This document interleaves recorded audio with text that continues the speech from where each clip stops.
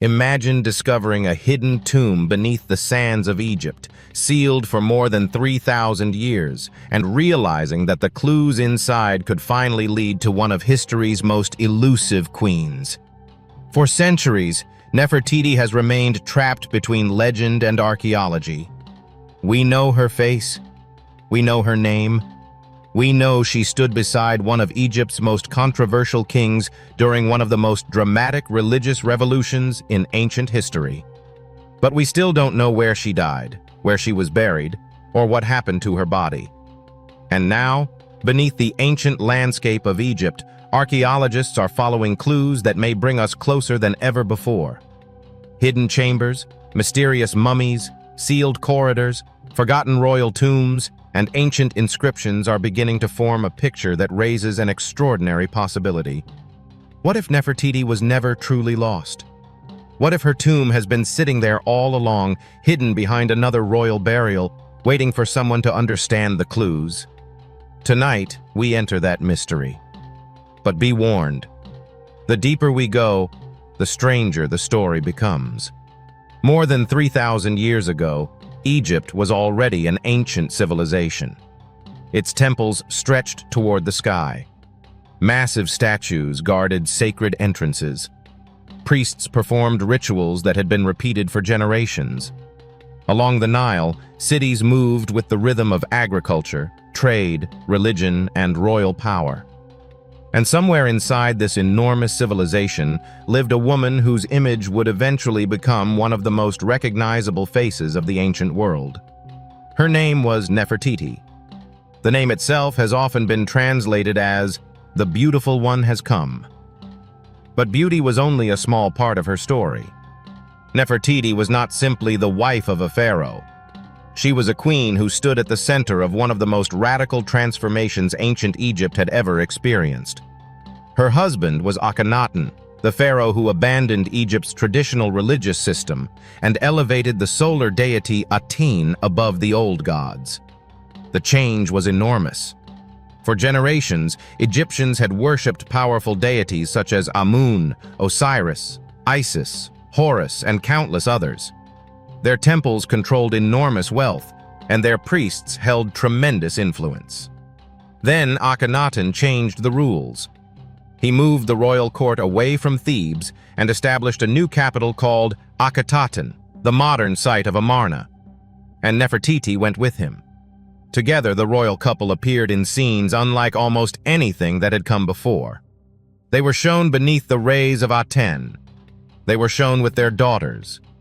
They were shown performing rituals. And unlike earlier Egyptian queens, Nefertiti was often portrayed as an active participant in royal religious life. In some scenes, she appears almost equal to the king. That alone makes her extraordinary. But then, something happened. Nefertiti disappeared.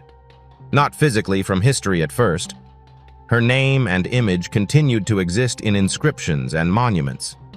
But eventually, the evidence becomes strangely quiet. There is no universally accepted tomb, no confirmed mummy, no undisputed burial chamber carrying her name. And that silence has created one of archaeology's greatest puzzles. Where did Nefertiti go? For decades, researchers searched the Valley of the Kings. Some theories suggested that she may have been buried in a royal tomb that was later reused. Others proposed that her burial could be connected to the tomb of Tutankhamun. And this is where the mystery becomes particularly fascinating, because Tutankhamun himself was connected directly to the Amarna royal family.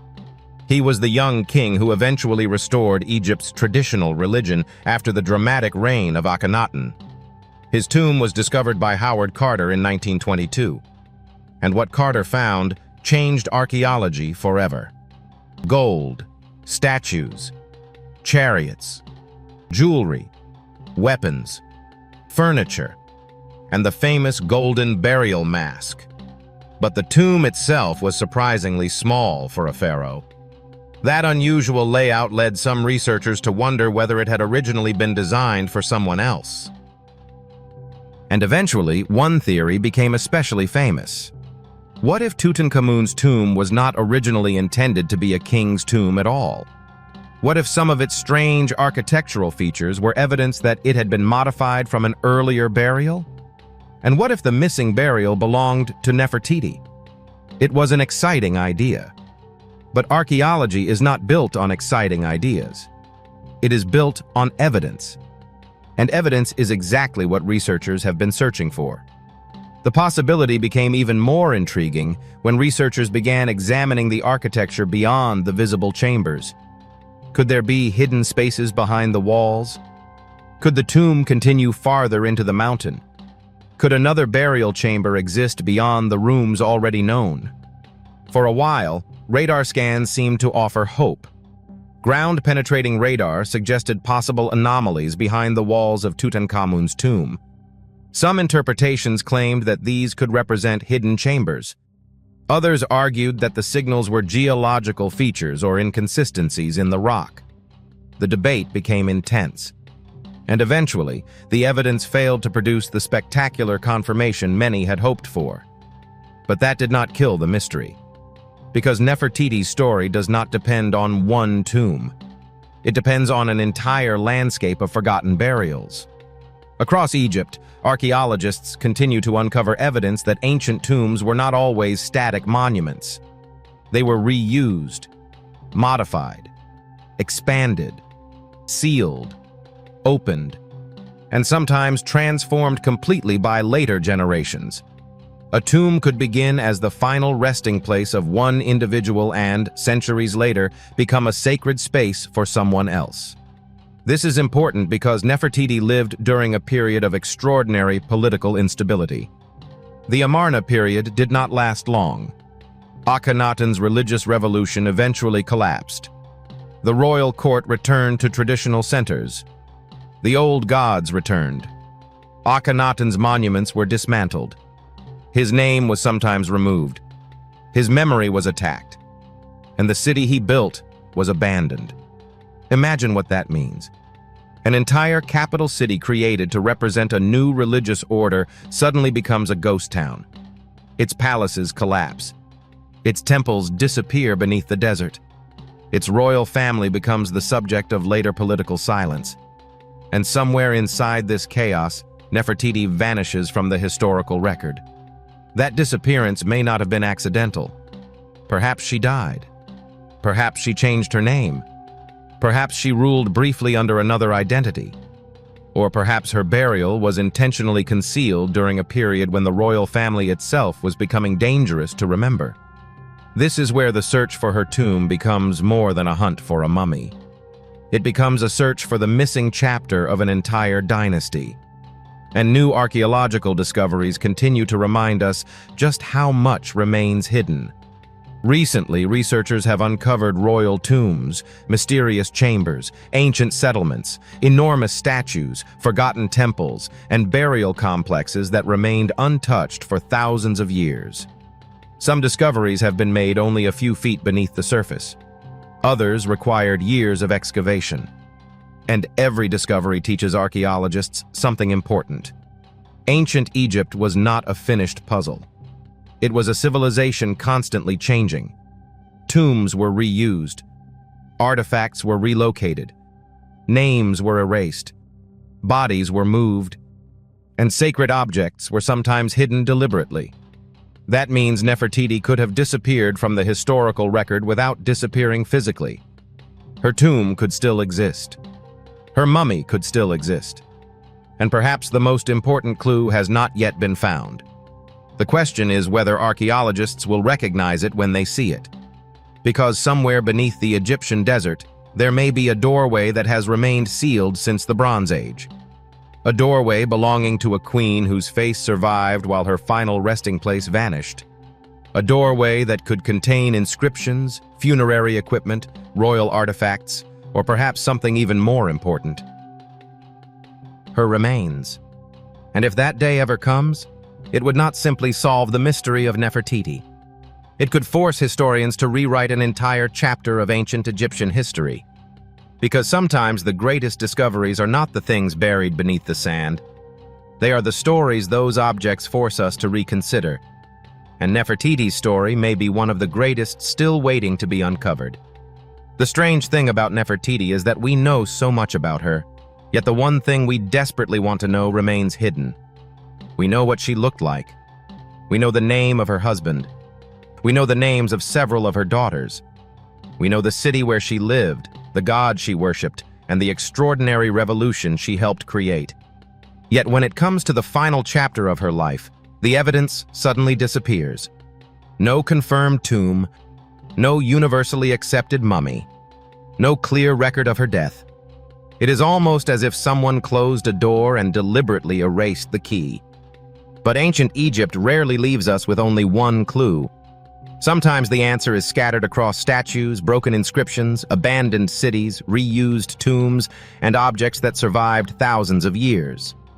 And when those clues are placed together, they begin to suggest something unsettling. Nefertiti may have been far more powerful than history has allowed us to believe. To understand why her disappearance is so mysterious, we have to return to the city she helped create. Its ancient name was Akhenaten. Today, archaeologists know the site as Amarna. But more than 3,000 years ago, it was supposed to be something completely different. It was a new beginning. Akhenaten had rejected the traditional religious establishment and established a new royal center dedicated to Aten, the radiant solar deity represented by the sun disk. And this wasn't simply a change in worship. It was a revolution. Temples dedicated to older gods lost their importance. The powerful priesthoods associated with traditional deities were challenged. The royal family became the center of religious life, and Nefertiti stood directly beside Akhenaten. The artwork from Amarna gives us an unusually intimate view of the royal family. The king and queen are shown together. Their daughters appear beside them. The family is sometimes depicted beneath the rays of Aten, whose hands extend downward holding symbols of life. This was completely different from traditional Egyptian royal art. Earlier pharaohs were often represented as idealized, powerful figures. Akhenaten and Nefertiti were different. They were shown as a family. They embraced their daughters. They interacted with each other. They displayed emotion. The images were strangely human. And Nefertiti was not presented as a passive queen standing behind her husband. She appears performing rituals. She appears making offerings. She appears wearing royal crowns. In some representations, she seems almost inseparable from the king's religious authority. That raises an important question. Was Nefertiti simply the wife of Akhenaten? Or was she part of the machinery of power itself? Some historians believe she may have played a much more significant political and religious role than previously assumed. And this becomes particularly interesting when we examine what happened near the end of Akhenaten's reign, because the royal family began to change. Names disappear, titles change, images are altered. And one of the most mysterious figures to emerge from this period is a ruler known as Smenkhare. We still don't know exactly who Smenkhare was. Was he a separate male pharaoh? Was he a co-ruler? Could he have been connected to Nefertiti? Or was another royal identity involved? The evidence is frustratingly incomplete. And then there is another name that appears in the shadows of the same period, Nefertiti. That name has caused enormous debate among Egyptologists. Some researchers believe Nefertiti may have been Nefertiti herself ruling under another name. Others argue that the identity belonged to another member of the royal family. The evidence is complicated because ancient Egypt did not always treat royal names the way modern historians expect. A ruler could have multiple names. Titles could change. Names could be modified. Images could be reused. And later rulers could deliberately erase earlier records. So when Nefertiti disappears, we cannot simply assume that she died and vanished from history. She may have continued under another royal identity. That possibility is one of the reasons her story remains so controversial. Imagine for a moment that Nefertiti survived Akhenaten. Imagine that the religious revolution began collapsing around her. The priests of the old gods were regaining influence. The royal family was losing control. The new capital was becoming politically vulnerable. And suddenly the queen who had once stood at the center of the revolution was trapped inside a changing political world. If she remained powerful, she may have become a threat. If she died, her burial may have been complicated by the political chaos. And if she changed identity, later generations may have had little reason to preserve her original name. This could explain why her final resting place has been so difficult to identify. But there is another problem. The Amarna royal family did have a burial site. At the edge of the ancient city, archaeologists discovered a royal tomb cut into the cliffs. Inside were burial chambers associated with members of Akhenaten's family. The tomb was not simply a private burial. It was connected to the royal household. Fragments of inscriptions and funerary scenes reveal that members of the family were intended to be buried there. But the tomb does not provide us with the clear answer everyone wants. Nefertiti's confirmed burial remains elusive, and the site itself suffered from later destruction and abandonment. After Akhenaten's religious system collapsed, Amarna was abandoned. The city that had once represented the future became a relic of the past. Buildings were dismantled. Stone blocks were reused. Names were attacked. The religious order was reversed. And the royal family that had once ruled Egypt was slowly pushed into obscurity. This is one of the reasons archaeology in Egypt can be so difficult. Sometimes an ancient civilization doesn't simply lose its history. It deliberately destroys parts of it. Political enemies can erase names. Religious opponents can dismantle monuments. Later kings can reuse older tombs. Burial chambers can be opened and emptied. And when thousands of years pass, the surviving evidence becomes a puzzle with missing pieces. That may be exactly what happened to Nefertiti. But then something even more fascinating happened. The young king Tutankhamun appeared. He was connected to the Amarna royal family. His reign was short. His tomb was unexpectedly small. And his burial became one of the greatest archaeological discoveries in history. When Howard Carter entered the tomb in 1922, he found a royal burial unlike anything the modern world had ever seen. But Carter was not simply looking at a tomb. He was looking at a snapshot of a chaotic period in Egyptian history. The objects inside came from different contexts. Some appear to have been prepared for Tutankhamun. Others may have been made for earlier members of the royal family and later reused. That was common in ancient Egypt. Objects were valuable. Royal equipment could be repurposed. A coffin, made for one individual, could eventually contain another. A statue could be moved. A burial chamber could be modified. And that means an object discovered inside Tutankhamun's tomb does not automatically belong to Tutankhamun. This detail became extremely important when researchers noticed unusual features connected to the young king's burial equipment. Some objects appear to have originally been created for other royal figures. Among the names associated with the Amarna period, Nefertiti naturally became one of the most intriguing possibilities. Could some of the royal material connected with Tutankhamun have originally been intended for another person? Possibly. But this is where we have to be careful. Archaeology is not a treasure hunt where every mysterious object proves a theory.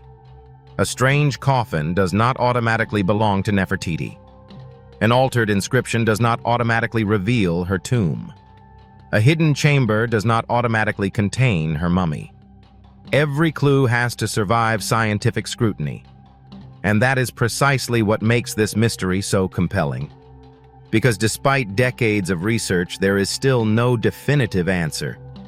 No single artifact has appeared carrying the words that would end the debate. No undisputed mummy has been identified as Nefertiti. No intact tomb has opened with her name waiting inside. Instead, we have fragments, clues, possibilities, and unanswered questions.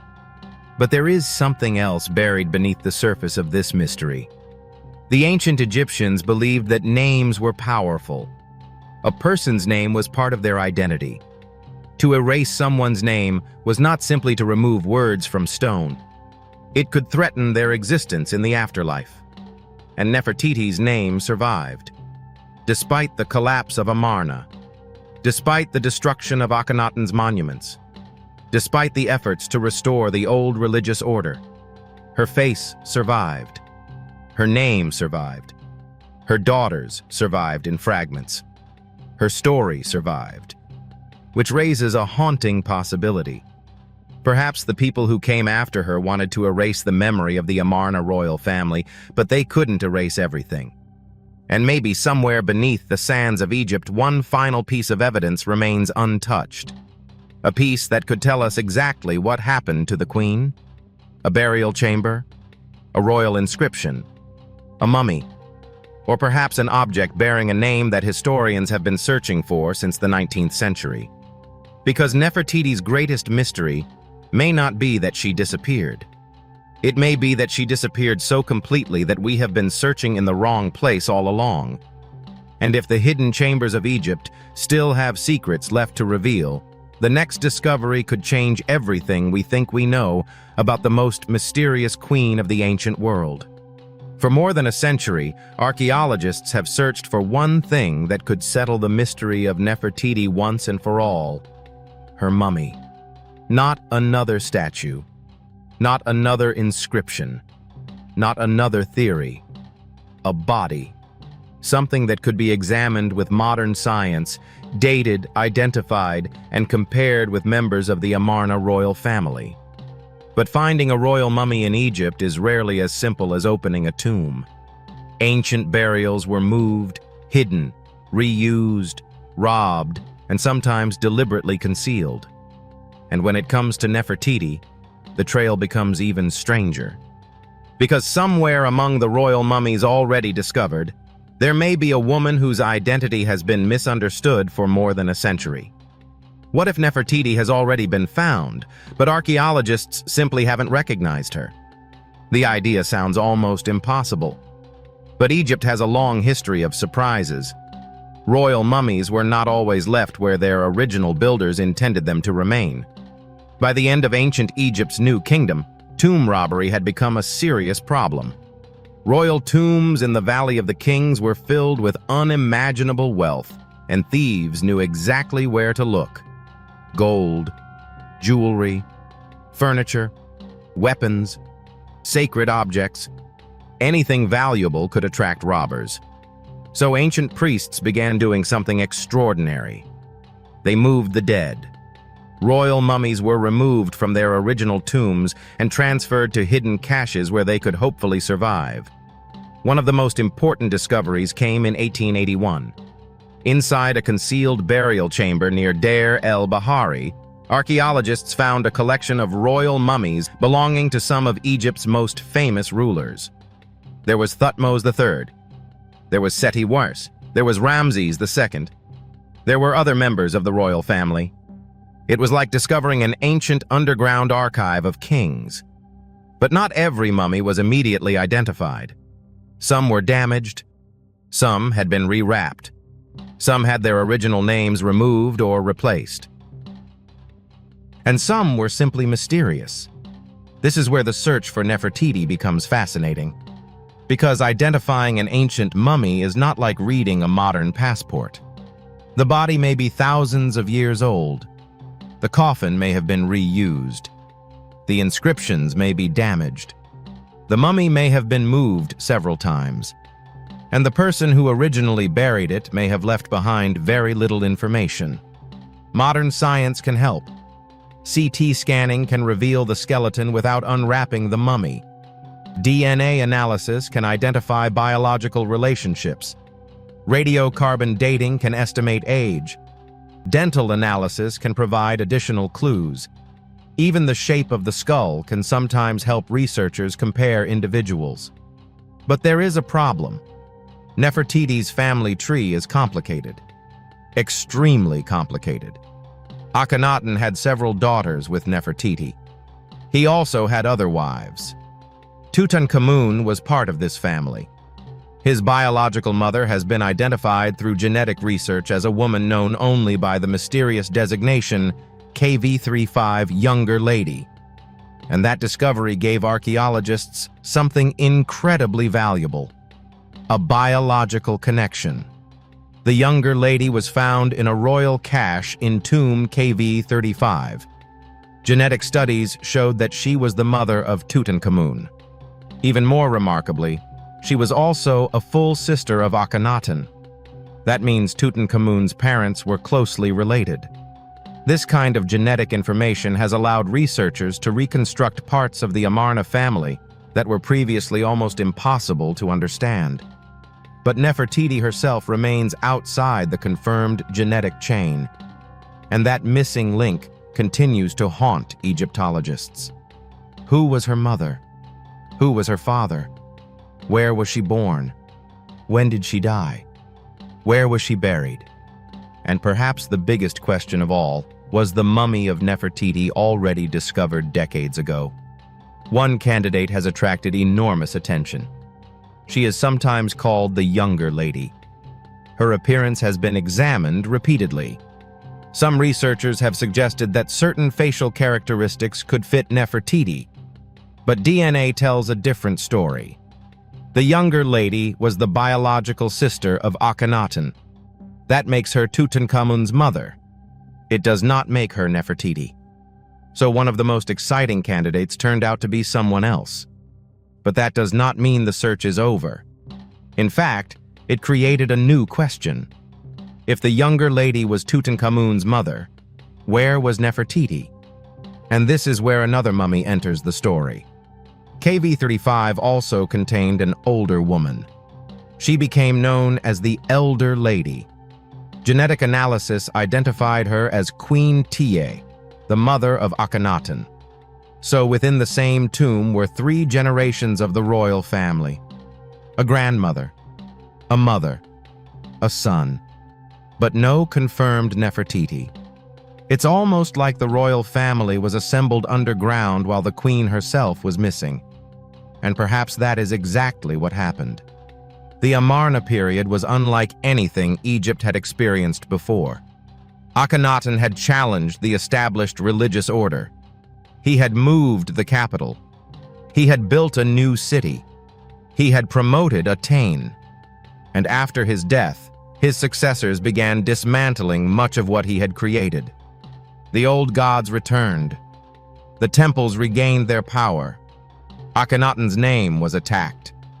His monuments were dismantled. Amarna was abandoned, and the royal family was scattered. Some bodies may have been moved. Some burials may have been hidden. Others may have been destroyed. This is why Nefertiti's disappearance may be connected to the political collapse that followed her husband's death. But there is another possibility. Perhaps Nefertiti did not die when historians traditionally assume. Perhaps she survived Akhenaten. If she did, she may have taken another royal name. That brings us back to Neferuaten. The name appears in the historical record during the confusing transition between Akhenaten and Tutankhamun. And for decades, Egyptologists have debated who this person actually was. One theory identifies Neferuaten with Nefertiti. If correct, it would completely transform our understanding of the final years of the Amarna period. Imagine the possibility. Nefertiti, once the queen standing beside Akhenaten, could have become a ruler in her own right.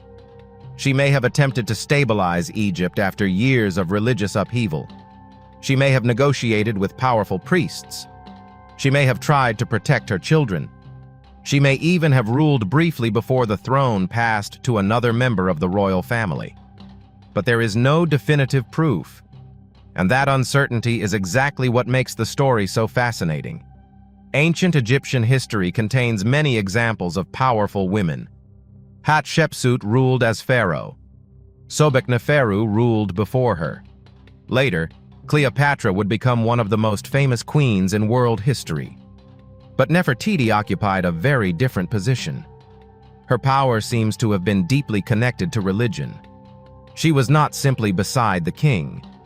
She was part of the religious image of the new royal order. The royal family itself became a sacred symbol. Akhenaten and Nefertiti were portrayed together beneath the rays of Aten. Their daughters were included. The entire family became part of the religious transformation. And when that transformation collapsed, the family became politically dangerous. Perhaps Nefertiti's burial had to be hidden. Perhaps her tomb was deliberately sealed. Perhaps her name was removed from monuments. Or perhaps her burial was never completed in the traditional way. There is another clue that makes this mystery even more interesting. The tombs of ancient Egypt were often designed according to religious ideas about the journey into the afterlife. A royal tomb wasn't simply a place to put a body. It was a symbolic path. The deceased king traveled through darkness toward rebirth. Chambers represented different stages of the journey. Paintings and inscriptions provided protection. Every object had meaning. Every symbol mattered. So if Nefertiti had a royal burial, it may have been carefully designed according to these beliefs. But if her death occurred during political chaos, that burial could have been interrupted. And if her body was later moved, the original tomb might have been left empty. This would make the archaeological trail incredibly difficult to follow. A tomb without a mummy without its original tomb, a coffin reused for another individual, a name erased from a wall. And suddenly, one person can become almost impossible to trace. That may be why the search for Nefertiti has lasted so long. Yet there is one place where researchers continue to look closely: the Valley of the Kings. For centuries, the valley was the burial ground of Egypt's rulers and powerful elites. Deep inside the cliffs are dozens of tombs. Some are enormous. Some are tiny. Some are unfinished. Some were robbed in antiquity. And some remain surprisingly mysterious. One tomb in particular became famous because of its connection to Tutankhamun. KV-62. Howard Carter's discovery in 1922 revealed an extraordinary collection of objects. But the tomb's unusual size and layout raised questions. Was it originally intended for Tutankhamun? Or was it adapted from an earlier burial? If it was originally intended for another royal figure, who was that person? Some researchers have proposed Nefertiti. Others have suggested different members of the royal family. And some archaeologists reject the idea entirely. The debate continues because the evidence is ambiguous. But Egypt has taught us one important lesson. Ambiguous evidence can become much more meaningful when a new discovery appears. A single inscription can change an entire theory. A hidden chamber can reveal a forgotten name. A mummy can rewrite a family tree. And a small object can suddenly become the missing piece of a puzzle that has survived for thousands of years. That is why archaeologists continue digging. Not because they know Nefertiti is waiting behind a particular wall, but because they know Egypt still contains countless places that have never been fully explored. And somewhere among those ruins may be the evidence that finally answers the question: where did Nefertiti go? Perhaps her mummy is sitting inside a forgotten royal cache. Perhaps her tomb lies beneath another burial. Perhaps she was buried somewhere outside the traditional royal necropolis. Or perhaps the answer is hidden in a chamber that archaeologists have walked past for generations. For now, Nefertiti remains a queen without a confirmed grave. Her face survived. Her name survived. Her influence survived. But her final resting place remains hidden.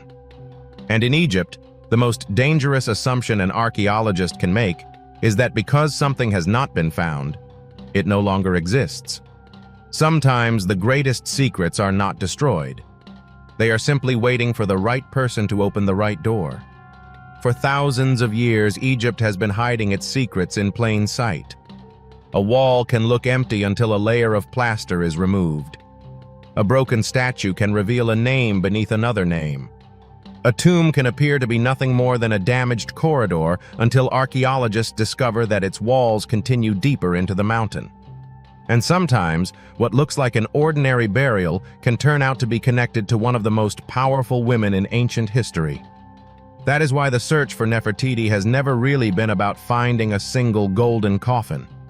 It is about understanding a chain of evidence scattered across temples, tombs, abandoned cities, and forgotten royal burials. And one of the most important pieces of that puzzle may be hiding in a place archaeologists have been studying for generations: the Valley of the Kings. The Valley of the Kings is one of the most famous archaeological landscapes on Earth. From a distance, it looks almost lifeless. Bare cliffs rise from the desert. The ground is covered in pale stones. There are no forests, no rivers, no obvious signs that this was once one of the most important sacred places in ancient Egypt. But beneath those cliffs are dozens of tombs. Some belong to kings. Others belong to queens, princes, officials, and members of the royal court. The valley was chosen for a simple reason. It was hidden. The mountains provided natural protection. The tombs could be carved deep into the rock. And from the ancient Egyptian perspective, the landscape itself carried religious meaning. The western horizon was associated with the setting sun. The sun disappeared into darkness every evening and returned the next morning. To the Egyptians, this was more than an ordinary sunrise. It represented death and rebirth. The dead king was expected to follow the same cosmic journey: enter darkness, travel through the underworld, defeat supernatural dangers, and emerge again into eternal life. That is why the architecture of royal tombs was so important. The tomb was not simply a grave, it was a machine for eternity. And if Nefertiti received a royal burial, there is a possibility that her tomb followed the same sacred logic. But there is a major problem. The Valley of the Kings contains evidence from many periods, and some tombs were reused. A chamber could be started for one person and completed for another. A burial could be moved. A corridor could be extended. An entrance could be blocked. And centuries later, priests could return to the same tomb and use it again. This happened repeatedly. The valley became a kind of underground archive of Egyptian history. And one of its greatest discoveries proved just how complicated these burials could become. In 1898, archaeologist Victor Loret discovered a tomb known as KV35. It belonged originally to Pharaoh Amenhotep II. But when archaeologists entered the tomb, they found something unexpected. The burial chamber contained a cache of royal mummies. Bodies had been moved there long after their original burials. The ancient priests had attempted to protect them from grave robbers. Among them were some of Egypt's most famous rulers: Thutmose IV, Amenhotep III, Seti II, Meremptah, and several other royal individuals. Later genetic studies revealed even more. So-called elder lady was identified as Queen Taye, the mother of Akhenaten. The younger lady was identified as the mother of Tutankhamun. Suddenly, one hidden chamber had become a biological map of the royal family. And yet one person was still missing: Nefertiti. It is almost haunting. Her mother-in-law was there. Her husband was there elsewhere. Her son-in-law's family was there. Her daughters were represented in art. Her name was preserved. But Nefertiti herself remained absent. This absence has encouraged some researchers to search for her in other royal tombs. One of the most controversial possibilities has involved KV62, the tomb of Tutankhamun. When Howard Carter first entered it, the world saw treasures that had been hidden for more than 3,000 years. But Carter himself noticed something unusual. The tomb was small, very small compared with the monumental burial complexes of other New Kingdom pharaohs. Its layout was also unusual.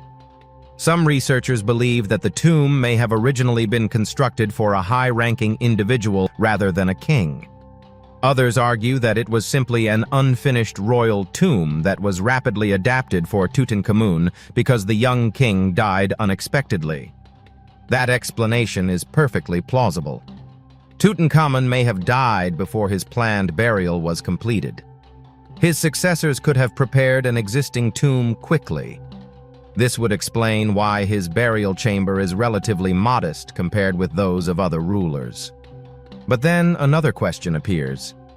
If the tomb was originally intended for someone else, who? And this is where Nefertiti's name repeatedly enters the discussion. Could the original owner have been a powerful royal woman? Could it have been someone from the Amarna court?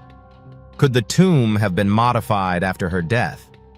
The evidence does not provide a definitive answer. But the possibility became even more exciting when researchers began studying the decorative program and burial equipment. Some objects connected with Tutankhamun appear to have been prepared for other individuals. Names were changed. Images were altered. Objects were repurposed. This was not unusual in ancient Egypt. Royal workshops could reuse valuable materials. A coffin could be modified. A statue could receive a new inscription. A ceremonial object could be transformed for another ruler.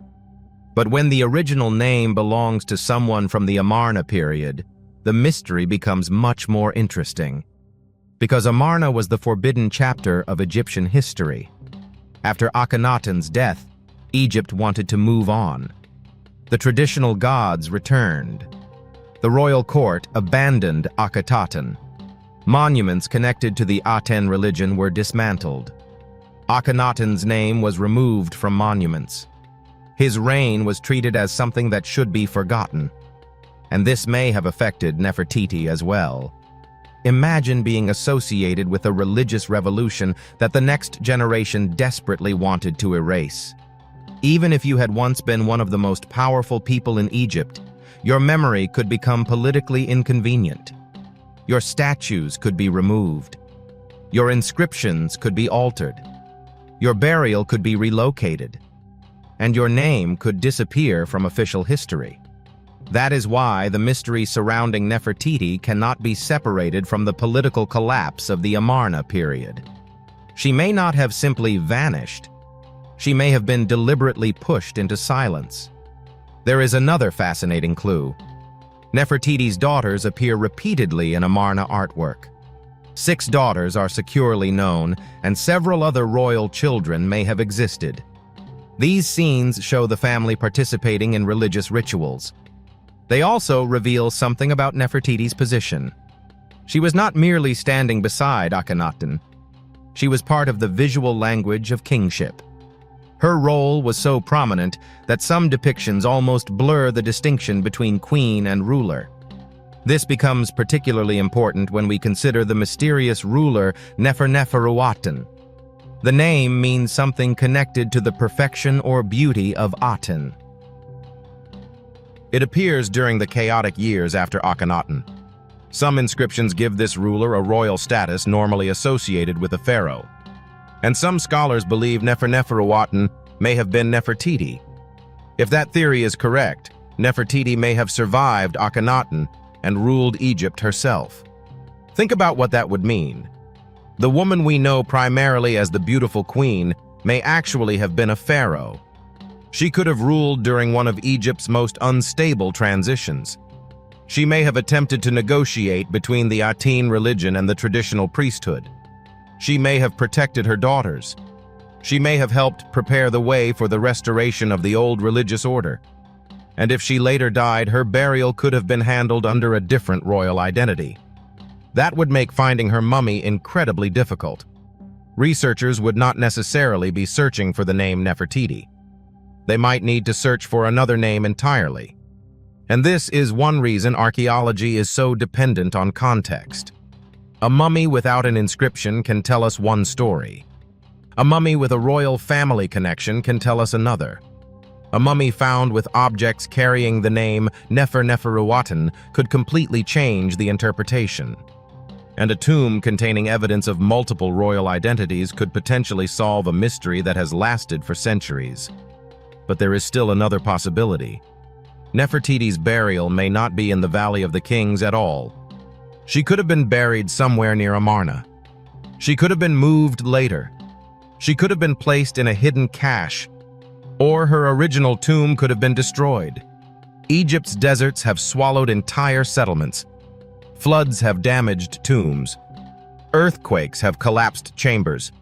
Looters have stripped burial complexes. And later civilizations have built directly over ancient sites. The absence of a tomb does not necessarily mean the absence of a burial. It means only that we haven't found the right evidence. And this is why every new discovery in Egypt matters.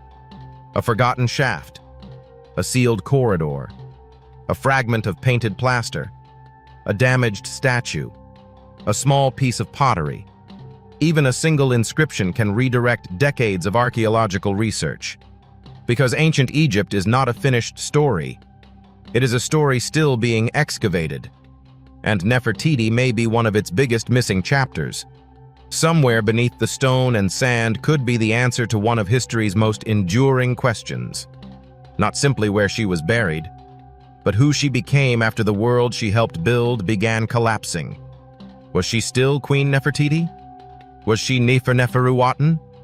Was she secretly a ruler? Did she die before Tutankhamun came to the throne? Or did she survive long enough to witness the destruction of everything she and Akhenaten had created? Until a confirmed burial is discovered, none of these possibilities can be proven.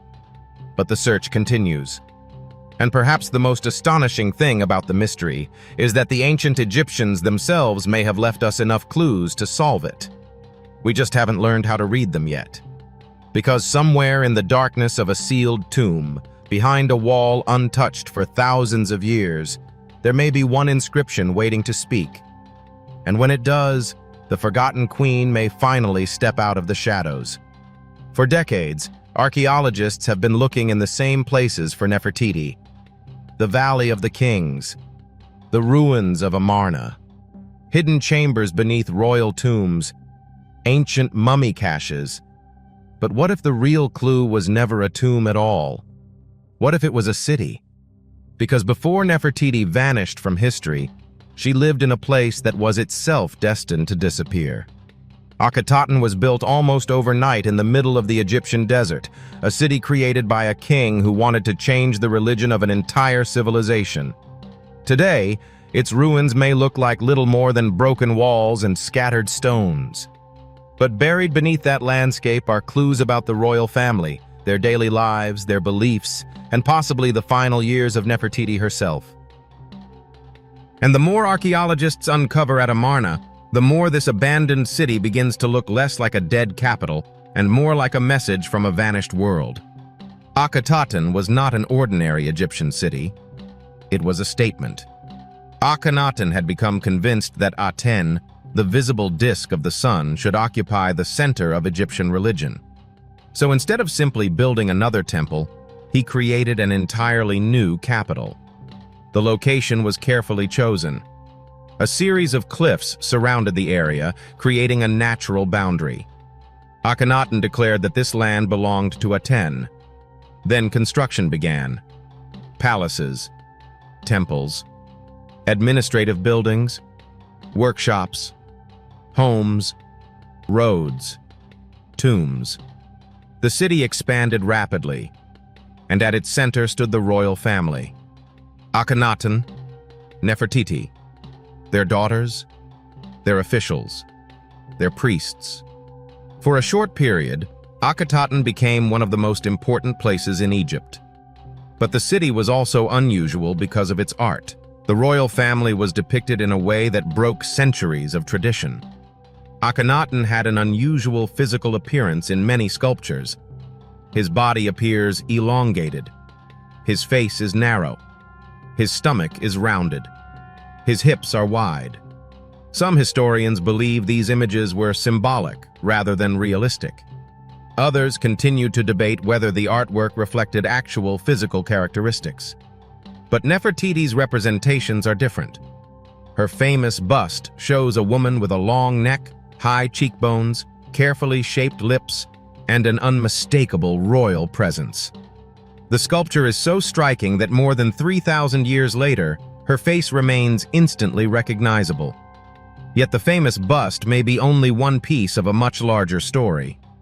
Amarna has produced numerous depictions of Nefertiti.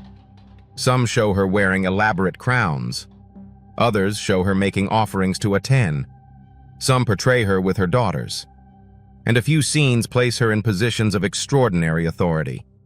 This raises an important question. Was Nefertiti simply an influential queen? Or was she being presented as a co-ruler? The answer may lie in the changing titles associated with her. During the early years of Akhenaten's reign, she is clearly identified as Great Royal Wife. But later evidence becomes more complicated. Some inscriptions suggest she may have taken on additional religious titles. Some depictions show her with royal symbols normally associated with kingship. And then, suddenly, the evidence becomes silent. That silence is one of the most frustrating features of the Amarna period. The city itself preserves enormous amounts of information about the royal family. But the final years are full of gaps. What happened to Nefertiti? Did she die? Did she disappear from public life? Did she change her name? Did she become a ruler? Did she leave Amarna? We don't know. And then there is another mystery. Amarna was abandoned, not gradually over centuries. It was abandoned surprisingly quickly after the Amarna royal experiment collapsed. The city that had once been filled with workers, priests, soldiers, merchants, craftsmen, and members of the royal court became almost empty. Its houses were left behind. Its temples were dismantled. Its statues were destroyed. Its stones were reused elsewhere. The desert slowly reclaimed the site. And that abandonment may actually be good news for archaeologists. Because unlike major Egyptian cities that were continuously rebuilt, Amarna was largely frozen in time. The remains of ordinary homes survived. Objects were left behind. Food remains were preserved. Letters were discovered. Tools remained where workers had used them. And fragments of royal life were scattered across the site. This gives archaeologists something extremely rare. A snapshot. A moment in ancient Egyptian history preserved almost accidentally. And among those remains are clues about Nefertiti's world. One of the most important discoveries from Amarna is the collection of diplomatic letters known as the Amarna letters. These clay tablets contain correspondence between Egypt and foreign rulers. They reveal a world of international politics. Kings from neighboring kingdoms wrote to the Egyptian court requesting gold. They negotiated marriages. They complained about military threats. They asked for assistance. They discussed trade. And all of this happened while Nefertiti and Akhenaten were transforming Egypt's religion. The letters reveal just how powerful Egypt remained internationally. But they also show that the royal court was dealing with serious political challenges. Egypt was not isolated. Its enemies were watching. Its allies wanted gifts. Its territories required protection. And inside Egypt, the traditional priesthood was losing power. Akhenaten had created an enormous political experiment. But experiments can fail. After his death, the system collapsed, and the city he created became a liability. Later rulers had little reason to preserve it. Instead, they dismantled it. This destruction may have affected the archaeological record surrounding Nefertiti. If her monuments were deliberately destroyed, clues to her burial could have disappeared with them. But archaeologists have found something even more intriguing.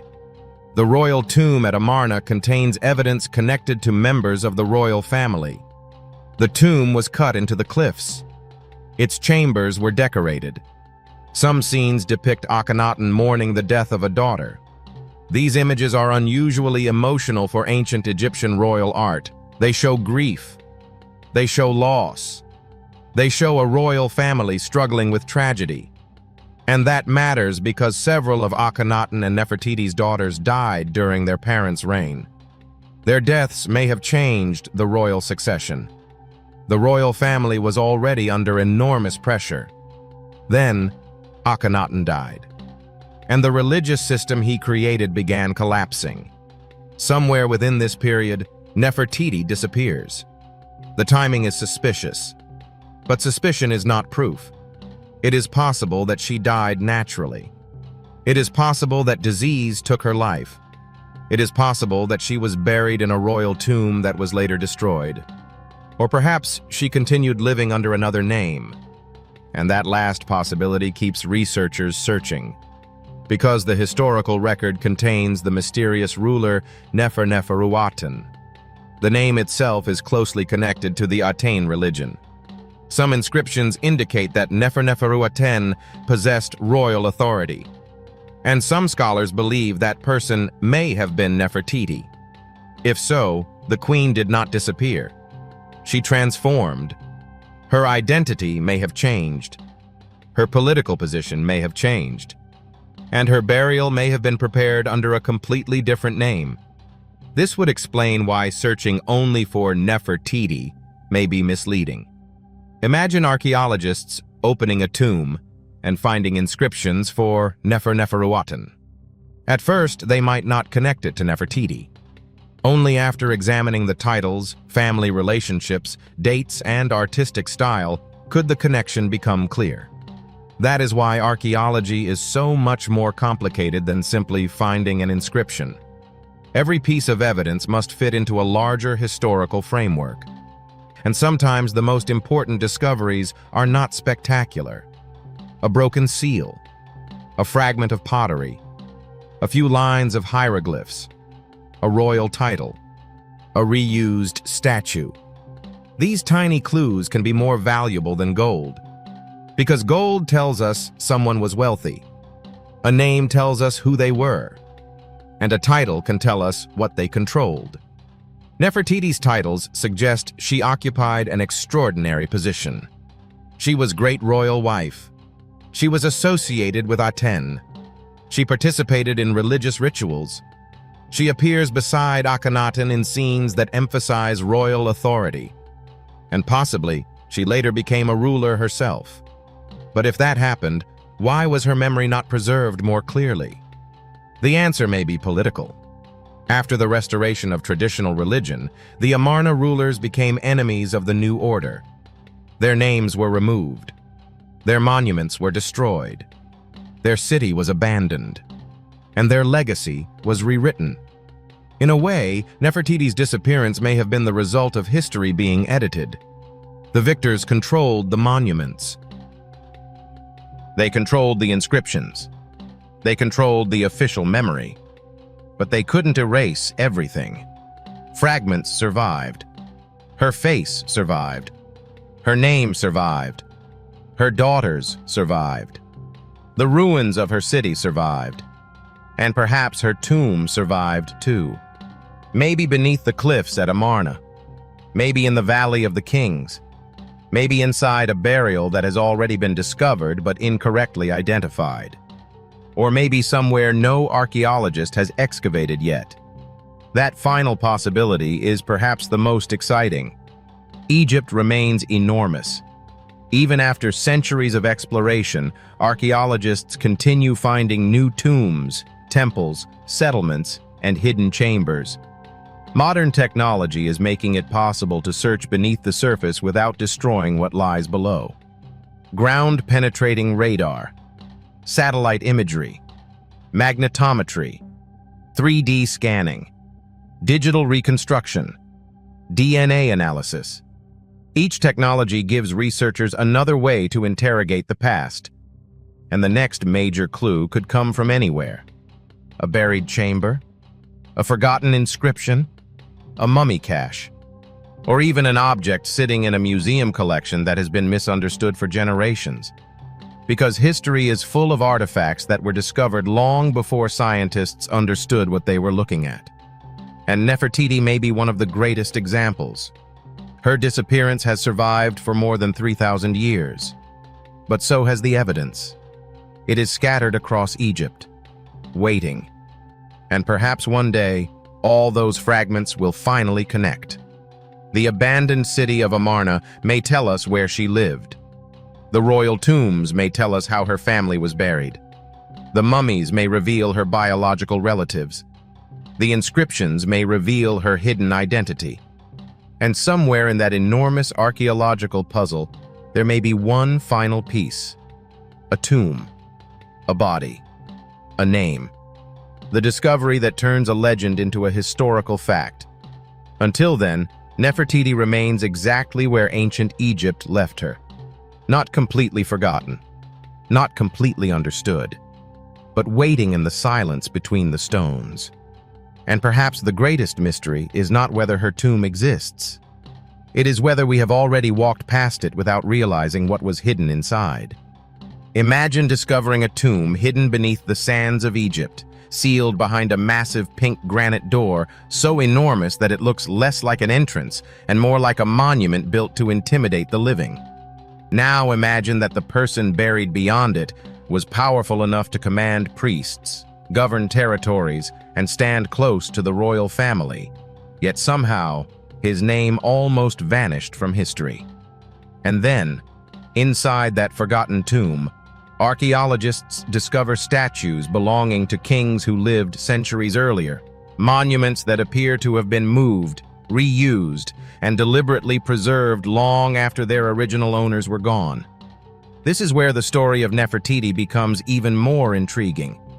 Because if Egyptian tombs could be reopened, transformed, and reused across generations, then the final resting place of one of Egypt's most famous queens may not be where we have been looking for it. For more than a century, the mystery of Nefertiti has been dominated by one simple question: where is her mummy? We know her face, we know her name, we know that she stood beside one of the most controversial pharaohs in Egyptian history. We know that she helped shape one of the greatest religious revolutions the ancient world had ever seen. We know that she disappeared from the historical record at a critical moment. But we do not know where she was buried. And that absence has turned Nefertiti into something more than a historical figure. She has become an archaeological ghost. The strange thing is that ancient Egypt was obsessed with preserving the dead. Tombs were designed to protect bodies. Names were carved into stone so they would survive forever. Statues were placed inside burial complexes so the deceased could continue to exist in another form. Priests performed rituals meant to keep the dead connected to the world of the living. Yet somehow, the burial place of one of Egypt's most powerful queens disappeared. And that is why discoveries in places like Saqqara matter. Saqqara is not simply a cemetery. It is an enormous archaeological landscape where thousands of years of Egyptian history overlap. Tombs were built, abandoned, reopened, modified, robbed, reused, and sometimes transformed into completely different spaces. One of the most remarkable examples is a tomb associated with a powerful figure from Egypt's Old Kingdom, a man whose identity was almost erased from memory. At its entrance stood something extraordinary: a gigantic false door made from pink or red granite. False doors were common in ancient Egyptian tombs. They were symbolic gateways, allowing the spirit of the deceased to symbolically move between the world of the dead and the world of the living. But this one was different. Its scale was enormous, and its material was even more remarkable. Granite was not simply sitting around every Egyptian construction site waiting to be carved. Massive blocks had to be extracted, shaped, transported, and positioned with extraordinary effort. Bringing such stone from distant quarries required organized labor, transportation, planning, and enormous resources. So why spend that kind of effort on a doorway that nobody was ever supposed to walk through? Because in ancient Egypt, symbolism could be more important than practicality. A false door did not need to function physically. It needed to function spiritually.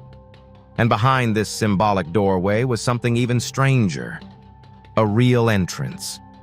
A hidden passage leading deeper into the tomb. Suddenly, the false door becomes more than decoration. It becomes a kind of psychological boundary. The monument presents one doorway to the outside world while concealing another path behind it. And that pattern is important, because Egyptian tombs were not always static. They changed.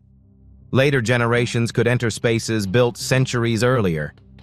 Statues could be moved. Objects could be deposited. Rooms could be repurposed. Sacred places could become repositories for older monuments. The tomb itself could become a time capsule, but not a perfectly sealed one. A time capsule that different generations continued to open. Inside this particular tomb, archaeologists found evidence of exactly that kind of reuse. Statues appeared that belonged to earlier periods. Some were connected with famous rulers whose own monuments had already become ancient by the time later Egyptians encountered them. Among the most fascinating discoveries were statues associated with King Djoser, the ruler whose step pyramid transformed the skyline of Saqqara thousands of years ago. Think about that for a moment. A statue created for a king could survive the death of its original owner, survive political changes, survive religious transformations, and eventually end up inside another person's tomb. Why? There is no single answer. Perhaps the statues were moved to protect them. Perhaps they were still considered sacred. Perhaps later priests wanted to preserve objects connected with an important ancestor. Or perhaps the tomb had gradually become something more than a private burial place. It may have become a repository of memory. And this is where the mystery of Nefertiti becomes relevant. Because when archaeologists search for a lost royal burial, they are not necessarily looking for a perfectly preserved tomb that has remained untouched for thousands of years. They may be looking for something that changed, something that was reopened, something whose contents were moved, something that was hidden beneath another structure, something that ancient Egyptians themselves may have deliberately concealed. The discovery of Tutankhamun's tomb taught the world what happens when a royal burial survives almost intact. But Egypt contains countless examples of the opposite. Tombs were robbed, bodies were relocated, burial equipment was reused, names were erased, and royal mummies were sometimes moved into secret caches to protect them from thieves. This means that the absence of a mummy does not necessarily mean the absence of a tomb. It may simply mean the tomb was disturbed. And that distinction could become extremely important in the search for Nefertiti. Nefertiti lived during one of the most turbulent periods in Egyptian history. She was the great royal wife of Akhenaten, the pharaoh who attempted to reshape Egyptian religion around the worship of the Aten, the solar disk. Traditional temples lost influence. Old gods were pushed aside. A new capital was built at Amarna. The royal family became the center of an unprecedented religious experiment. And Nefertiti was not merely standing beside Akhenaten as a silent queen. Her images show her participating in rituals, appearing alongside the king, and occupying an unusually powerful position. Then something happened. She disappeared. Her name becomes difficult to trace. Her role seems to change. And eventually, the Amarna period collapses. The capital is abandoned. Traditional religious institutions return. Akhenaten's memory is attacked. His monuments are dismantled. His name is removed from later records. And the royal family becomes one of the most complicated puzzles in Egyptian history. Somewhere inside that chaos, Nefertiti's story disappears. Maybe she died before Akhenaten. Maybe she survived him. Maybe she took another royal name. Maybe she briefly ruled. Maybe she was buried at Amarna. Or maybe her burial was moved later, just as the bodies of other royal figures were moved to protect them. And that last possibility is what keeps archaeologists interested. Because ancient Egypt had already demonstrated that royal burials could travel. The mummy of Tutankhamun remained in his tomb for thousands of years, but other royal bodies were not so fortunate. Priests later gathered royal mummies and moved them into hidden locations when tomb robbery became a serious threat. Imagine the implications. A queen could be buried in one location. Generations later, priests could remove her body. The burial equipment could be separated. Statues could be relocated. The original tomb could be forgotten. And thousands of years later, archaeologists might discover only fragments of the story. That may be exactly why the search for Nefertiti has been so difficult. Her disappearance may not represent a single missing tomb. It may represent a chain of events, a burial, a relocation, a political transformation, a deliberate erasure, and finally, a mystery. There is another reason Saqqara is so important. The site demonstrates that Egyptian history was never divided into neat chapters the way modern textbooks present it. The Old Kingdom did not simply vanish. Its monuments remained. Its kings remained remembered. Its statues remained sacred. Later Egyptians looked backward at their ancestors and sometimes treated ancient objects almost like we treat historical relics today. They preserved them. They moved them. They reused them. And sometimes they buried them again. That means a tomb discovered today may contain objects from completely different centuries. It may tell the story of the person buried there, but it can also tell the story of everyone who came afterward. This is why the mysterious pink granite doorway is more than an impressive archaeological object. It is evidence of continuity, evidence that the dead were not necessarily forgotten just because their original dynasty disappeared. And perhaps that is the real lesson hidden beneath the sands. Egypt's greatest mysteries are not always hidden because ancient people wanted to conceal them. Sometimes they are hidden because history itself kept moving. One generation built a tomb. Another generation entered it. Another moved its statues. Another changed its meaning. And eventually, the desert covered everything. Then, thousands of years later, archaeologists arrive with brushes, scanners, cameras, and questions.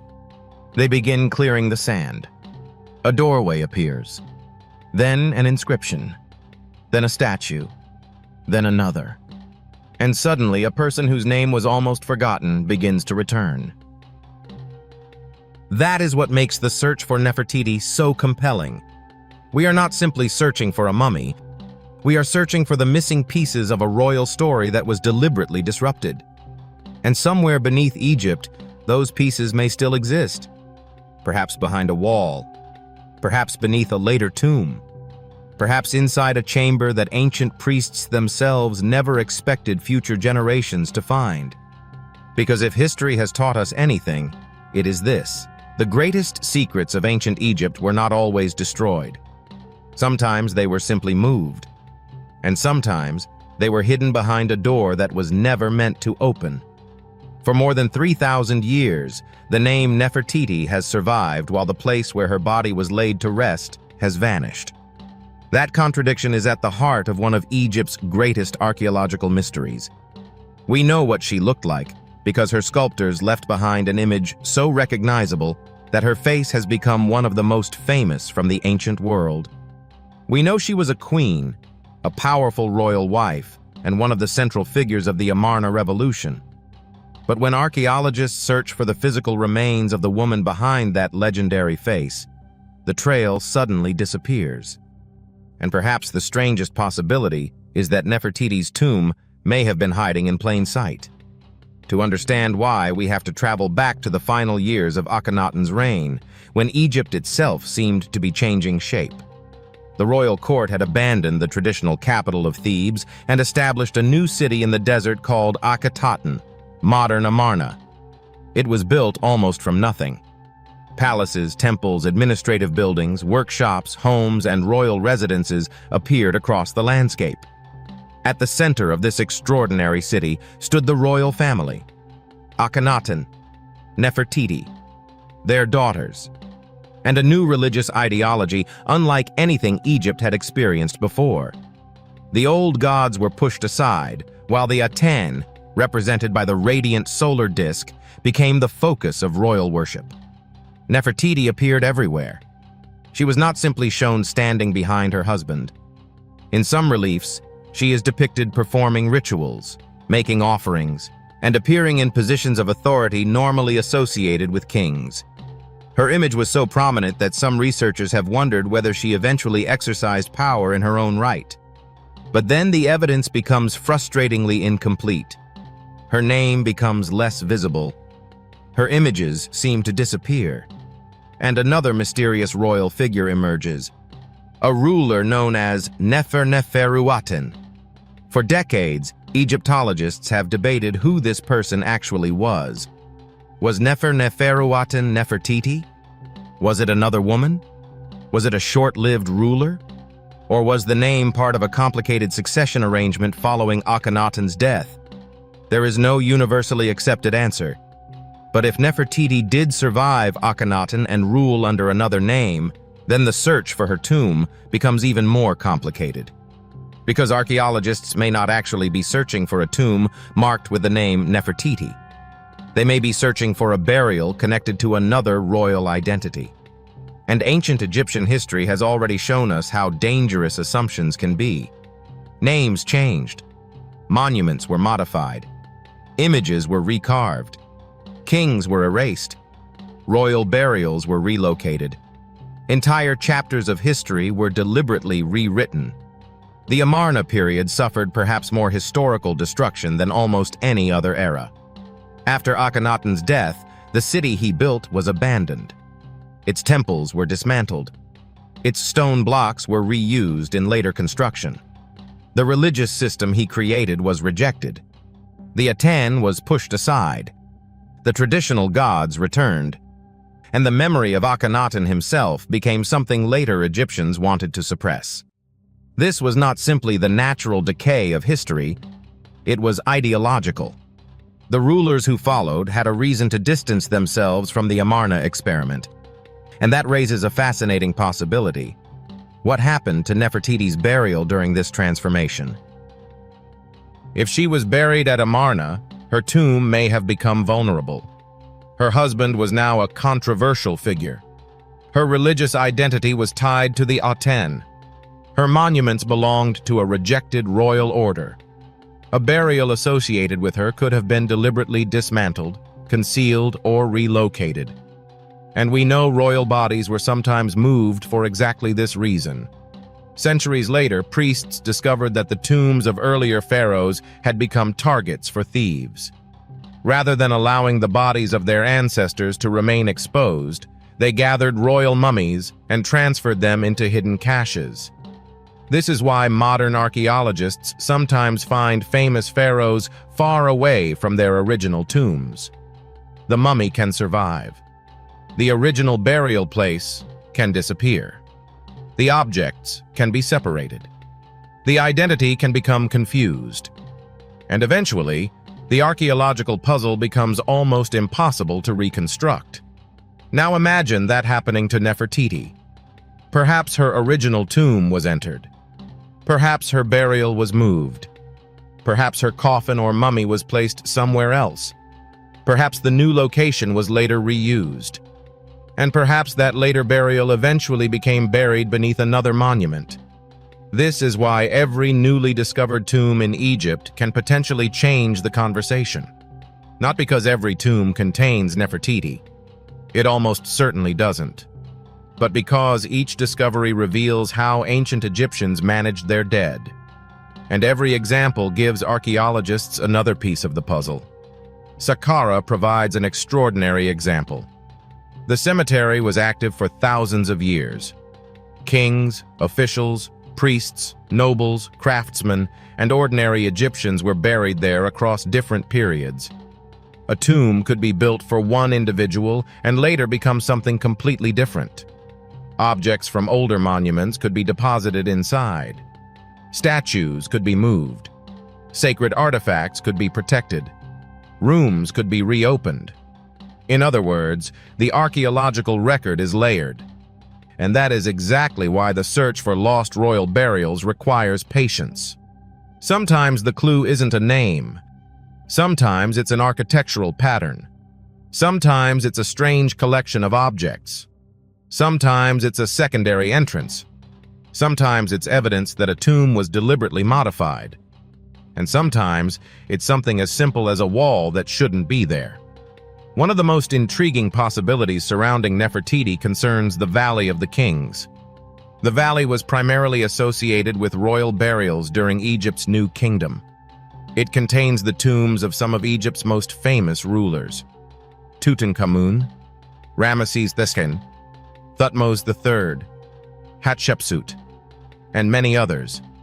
Yet Nefertiti's tomb has never been definitively identified. For years, some researchers proposed that she could be connected to an unfinished or altered royal tomb. Others suggested that she may have been buried at Amarna. And still others have wondered whether her burial could be concealed behind a later structure. That last theory gained enormous attention when researchers noticed unusual features inside Tutankhamun's tomb. Could hidden chambers exist beyond the decorated walls? Could one of them contain the burial of another royal figure? For a time, some researchers believed the answer might be Nefertiti. The idea was extraordinary. Tutankhamun's tomb was relatively small compared with many other royal burials. Its layout was unusual. Some walls appeared different from others. The possibility emerged that the tomb might originally have been constructed for someone else and later adapted for Tutankhamun.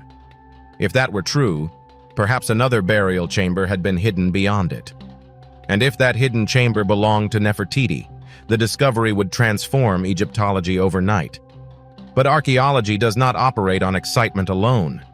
Geophysical surveys and later investigations produced conflicting interpretations. Some scans suggested anomalies. Others failed to confirm the existence of a hidden chamber. Further studies did not provide the definitive evidence needed to declare that Nefertiti was there.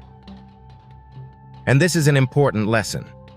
A fascinating possibility is not the same thing as a proven discovery.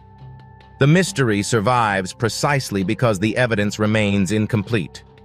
But even if Nefertiti is not behind Tutankhamun's tomb, the question remains: where did she go? The answer may lie in another forgotten burial, perhaps one that hasn't even been identified yet. Think about how much Egypt has already revealed. Tutankhamun's tomb was hidden for more than 3,000 years. The tomb of Thutmose II was only identified recently after archaeologists connected it to inscriptions and royal artifacts. Ancient tombs continue to emerge from landscapes that have been excavated for generations. And every time one appears, the map of ancient Egypt becomes slightly more complicated. That is what makes the phrase "lost tomb" misleading. The tomb may not be lost in the traditional sense. It may simply be undiscovered, buried beneath tons of debris, hidden beneath a later structure, covered by a landslide, flooded, reused, or deliberately sealed.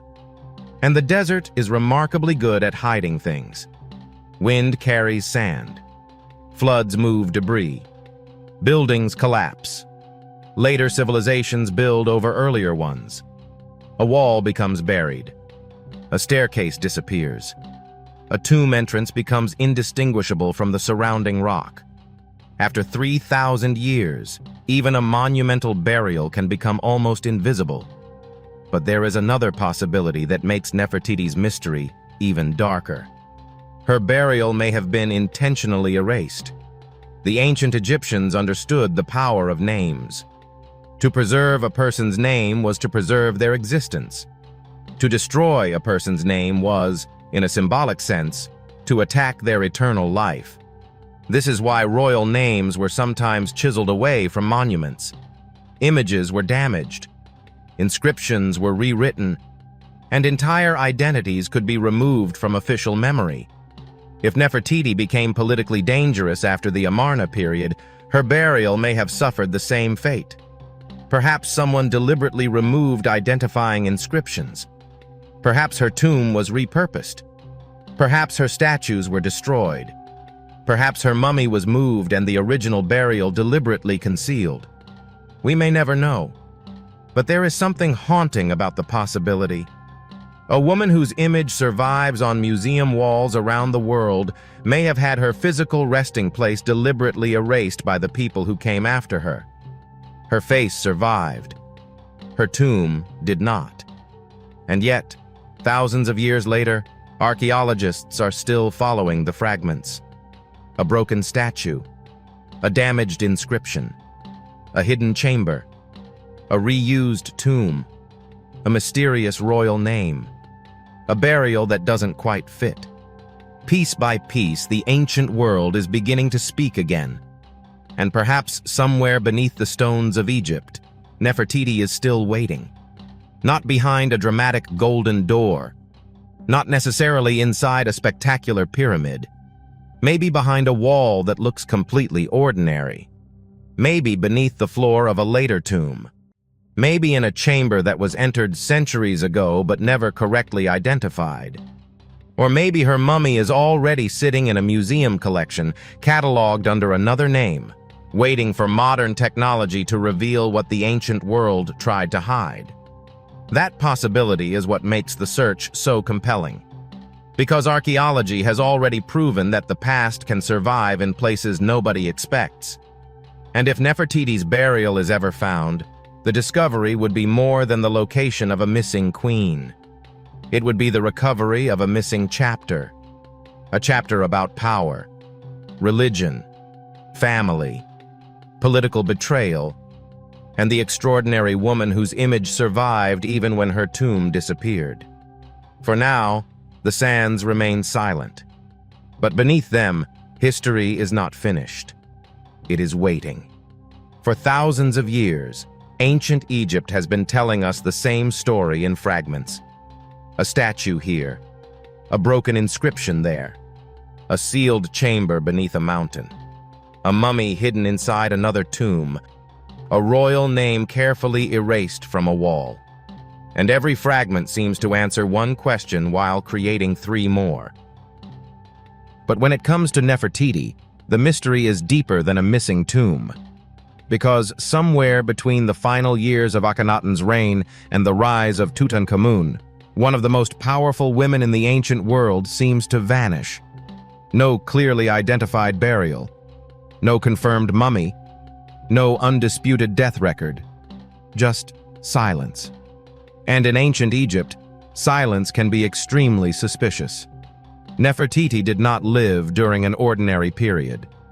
She lived during a revolution. Akhenaten had attempted to transform the religious foundations of Egypt itself.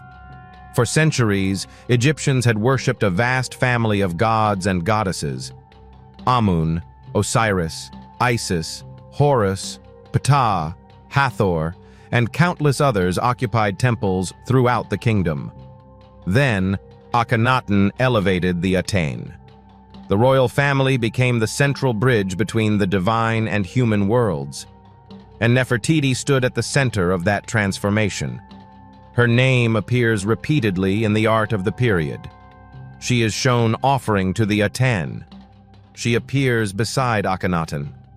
Her daughters surround them. The entire royal family is presented as something almost divine.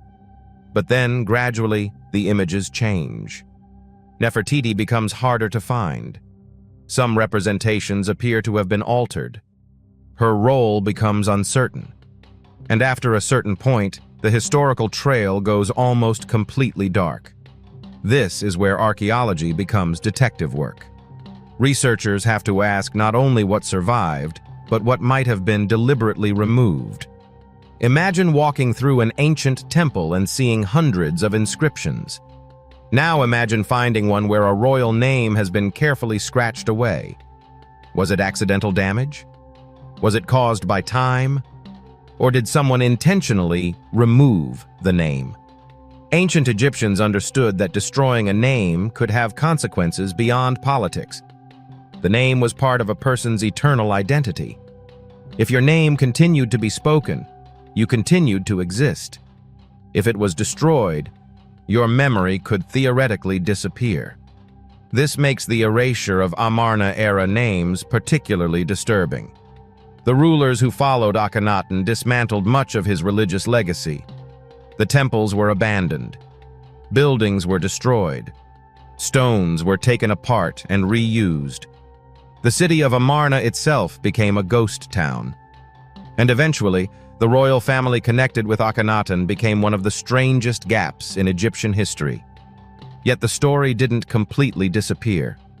Tutankhamun survived. His tomb survived. His mummy survived. And because of that, the world eventually rediscovered the family that surrounded him. Modern scientific studies have helped researchers reconstruct parts of that family tree. Tutankhamun was not simply a random young pharaoh who appeared from nowhere. He belonged to the Amarna royal family.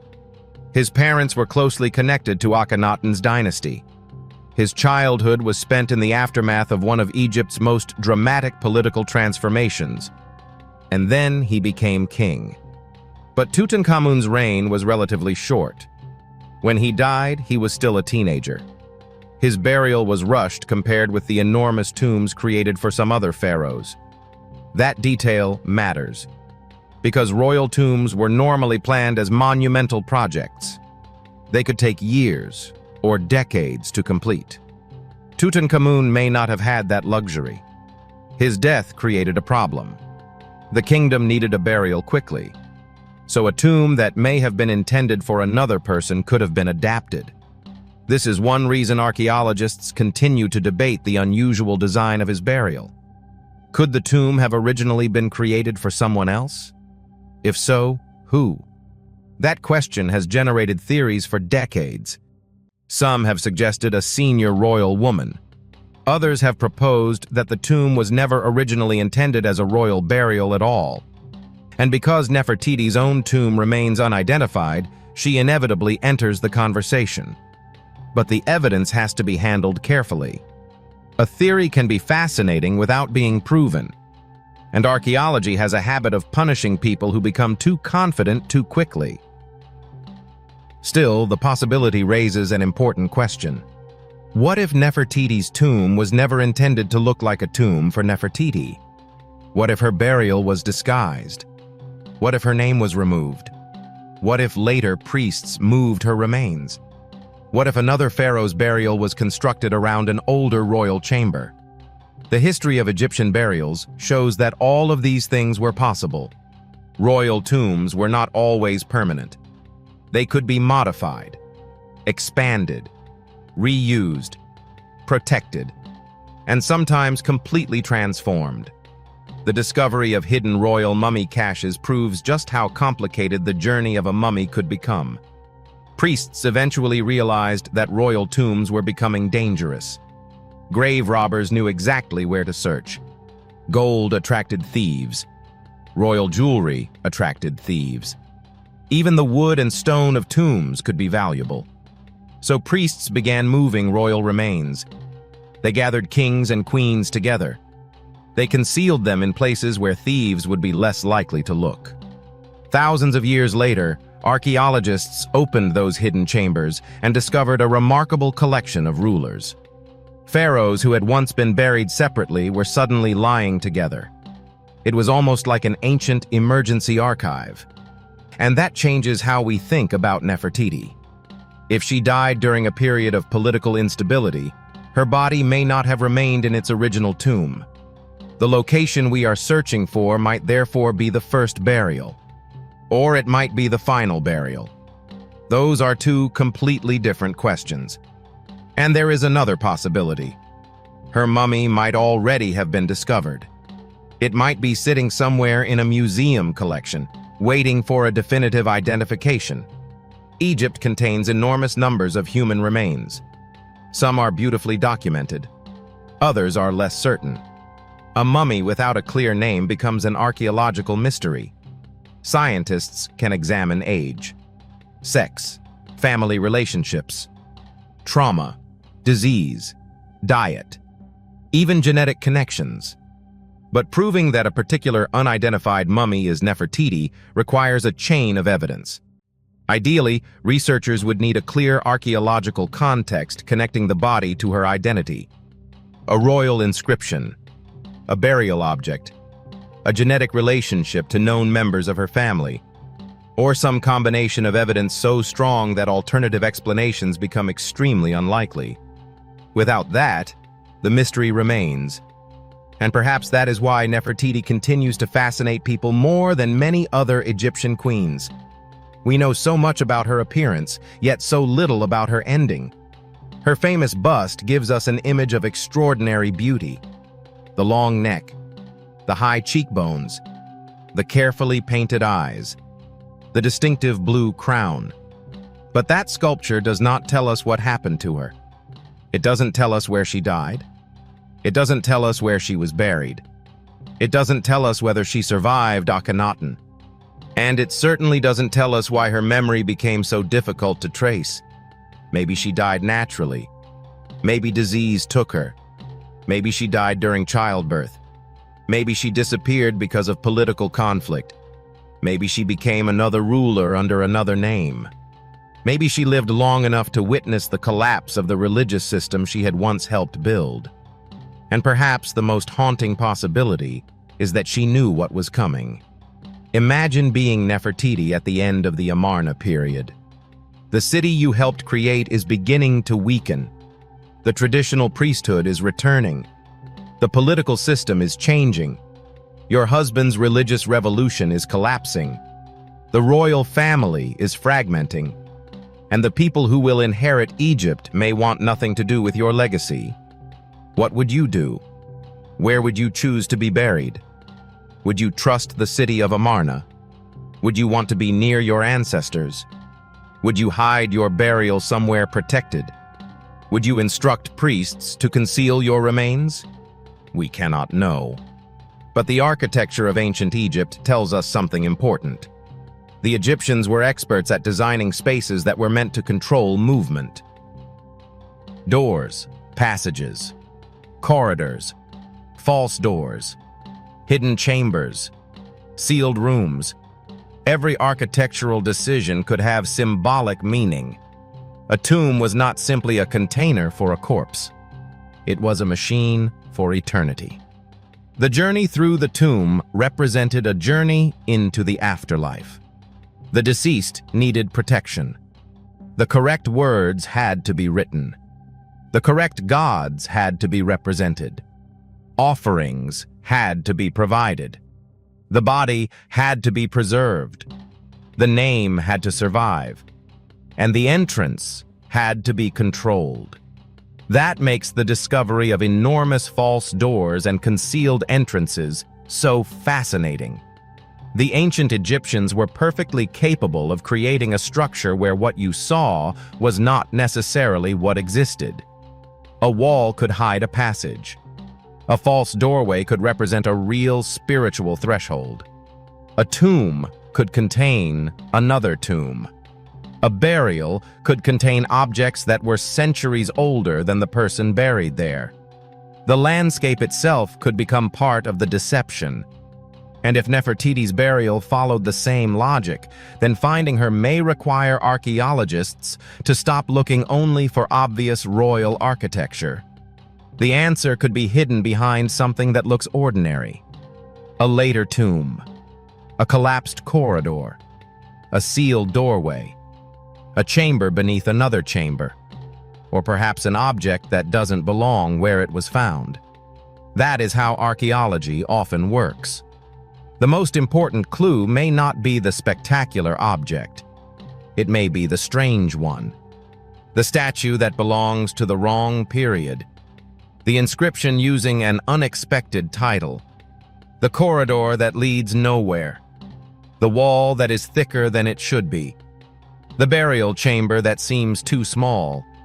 The reused stone block carrying the name of someone who supposedly died centuries earlier. These anomalies are archaeological fingerprints, and sometimes they lead directly to a mystery. Nefertiti's story is filled with them. Her sudden disappearance, the mysterious ruler Neferuaten, the incomplete royal succession, the destruction of Amarna, the strange development of Tutankhamun's burial, the later relocation of royal mummies, and the absence of a confirmed tomb. Each mystery connects to the next. And somewhere in that chain, there may be an answer. For now, though, the sands of Egypt are keeping their secret. Perhaps Nefertiti's burial lies beneath a known archaeological site. Perhaps it lies in a place archaeologists have already explored but misunderstood. Perhaps her remains were moved so many times that the original tomb will never be identified. Or perhaps the greatest discovery is still waiting. One day, a researcher may remove a layer of debris. A stone may shift. A hidden corridor may appear. And on the wall, beneath thousands of years of dust, there may be a name. 14 centuries of kings. Thousands of forgotten officials. Countless tombs. And then, suddenly, the face that has stared out from museums for generations may finally be connected to a real burial. Nefertiti, the queen who disappeared, the woman whose image survived. And perhaps after more than 3,000 years, the woman whose final resting place is finally ready to speak. For more than a century, archaeologists have searched the sands of Egypt for answers that seem to disappear the moment they get close. But perhaps the greatest mystery is not a pyramid, a golden mask, or a forgotten city. Perhaps it is a person whose face survived while her body vanished from history. Nefertiti. Her name still echoes through museums and archaeological books, yet her final resting place remains unknown. And the deeper researchers look into ancient Egyptian burial practices, the stranger the mystery becomes. Because Egypt was not simply a civilization that buried its dead. It was a civilization that planned for eternity. Every detail mattered. The location of a tomb, the orientation of its corridors, the words carved into its walls, the objects placed beside the body, the food offerings, the statues, the gods watching over the entrance. The Egyptians believed death was not an ending. It was a transition. The body was preserved because the deceased needed it in the next world. The name had to remain visible because identity continued beyond death. Statues could act as alternative vessels for the spirit. Offerings provided nourishment. Spells protected the soul from dangers waiting beyond the grave. So when a royal burial disappears, something has gone terribly wrong. And Nefertiti's disappearance is especially strange because she was not an insignificant person. She was the great royal wife of Akhenaten. She stood beside him during one of the most radical religious transformations in Egyptian history. She was depicted participating in ceremonies. She was represented making offerings. She appeared with the royal family in ways that suggest extraordinary status. Yet when the Amarna period ended, the evidence surrounding her became fragmented. It is almost as if someone switched off the light. And that brings us to one of the most fascinating possibilities in Egyptology. Could Nefertiti have been deliberately hidden? Not simply forgotten. Hidden. There is a difference. Ancient Egyptians sometimes went to extraordinary lengths to protect royal bodies. When tomb robbery became widespread, priests moved mummies into secret locations. They stripped away valuable objects. They repaired damaged bodies. They rewrapped royal remains. They placed kings who had once ruled enormous territories together in hidden caches. The goal was simple: protect the dead, preserve their identity, and prevent thieves from destroying what remained of the royal past. But moving a mummy creates a serious problem for modern archaeologists. The original tomb becomes empty. The objects become separated. The mummy ends up somewhere else. And after thousands of years, researchers may discover the body without knowing exactly where it was originally buried. That is precisely why identifying Nefertiti may require more than simply finding a mummy. Scientists need context. They need evidence. They need connections. And modern technology is giving them tools that ancient grave robbers could never have imagined. CT scanning allows researchers to examine a mummy without unwrapping it. Three-dimensional imaging can reveal bones, organs, injuries, and even details hidden beneath layers of material. DNA analysis can establish family relationships. Chemical analysis can reveal information about diet, origin, and embalming techniques. Digital reconstruction can allow researchers to examine damaged remains without physically touching them. And suddenly, the dead are speaking in ways they never could before. This is particularly important because some mummies have been badly damaged by earlier archaeologists. The story of Tutankhamun is a perfect warning. When his mummy was finally examined in the 1920s, the body was not simply lifted gently from its coffin. The hardened resins used during the burial had effectively glued the mummy to the bottom of the coffin. The team struggled to separate it. Heat was used. Tools were used. The body was manipulated. In the process, serious damage occurred. Today, archaeologists have a very different philosophy. Preserve first, study second, and disturb as little as possible. That philosophy is crucial when dealing with unidentified royal remains, because once a mummy is damaged, the information may be lost forever.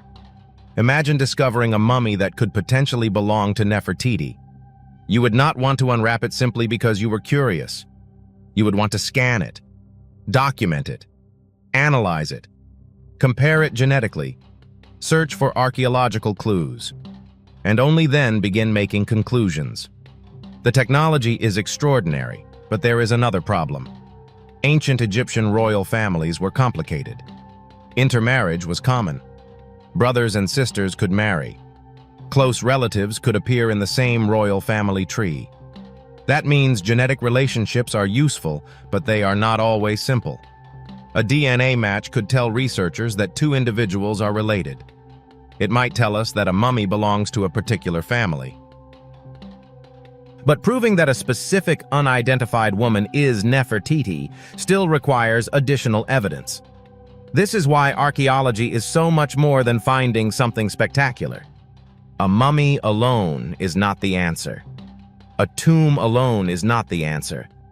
A statue alone is not the answer. The strongest discoveries happen when multiple clues point toward the same conclusion.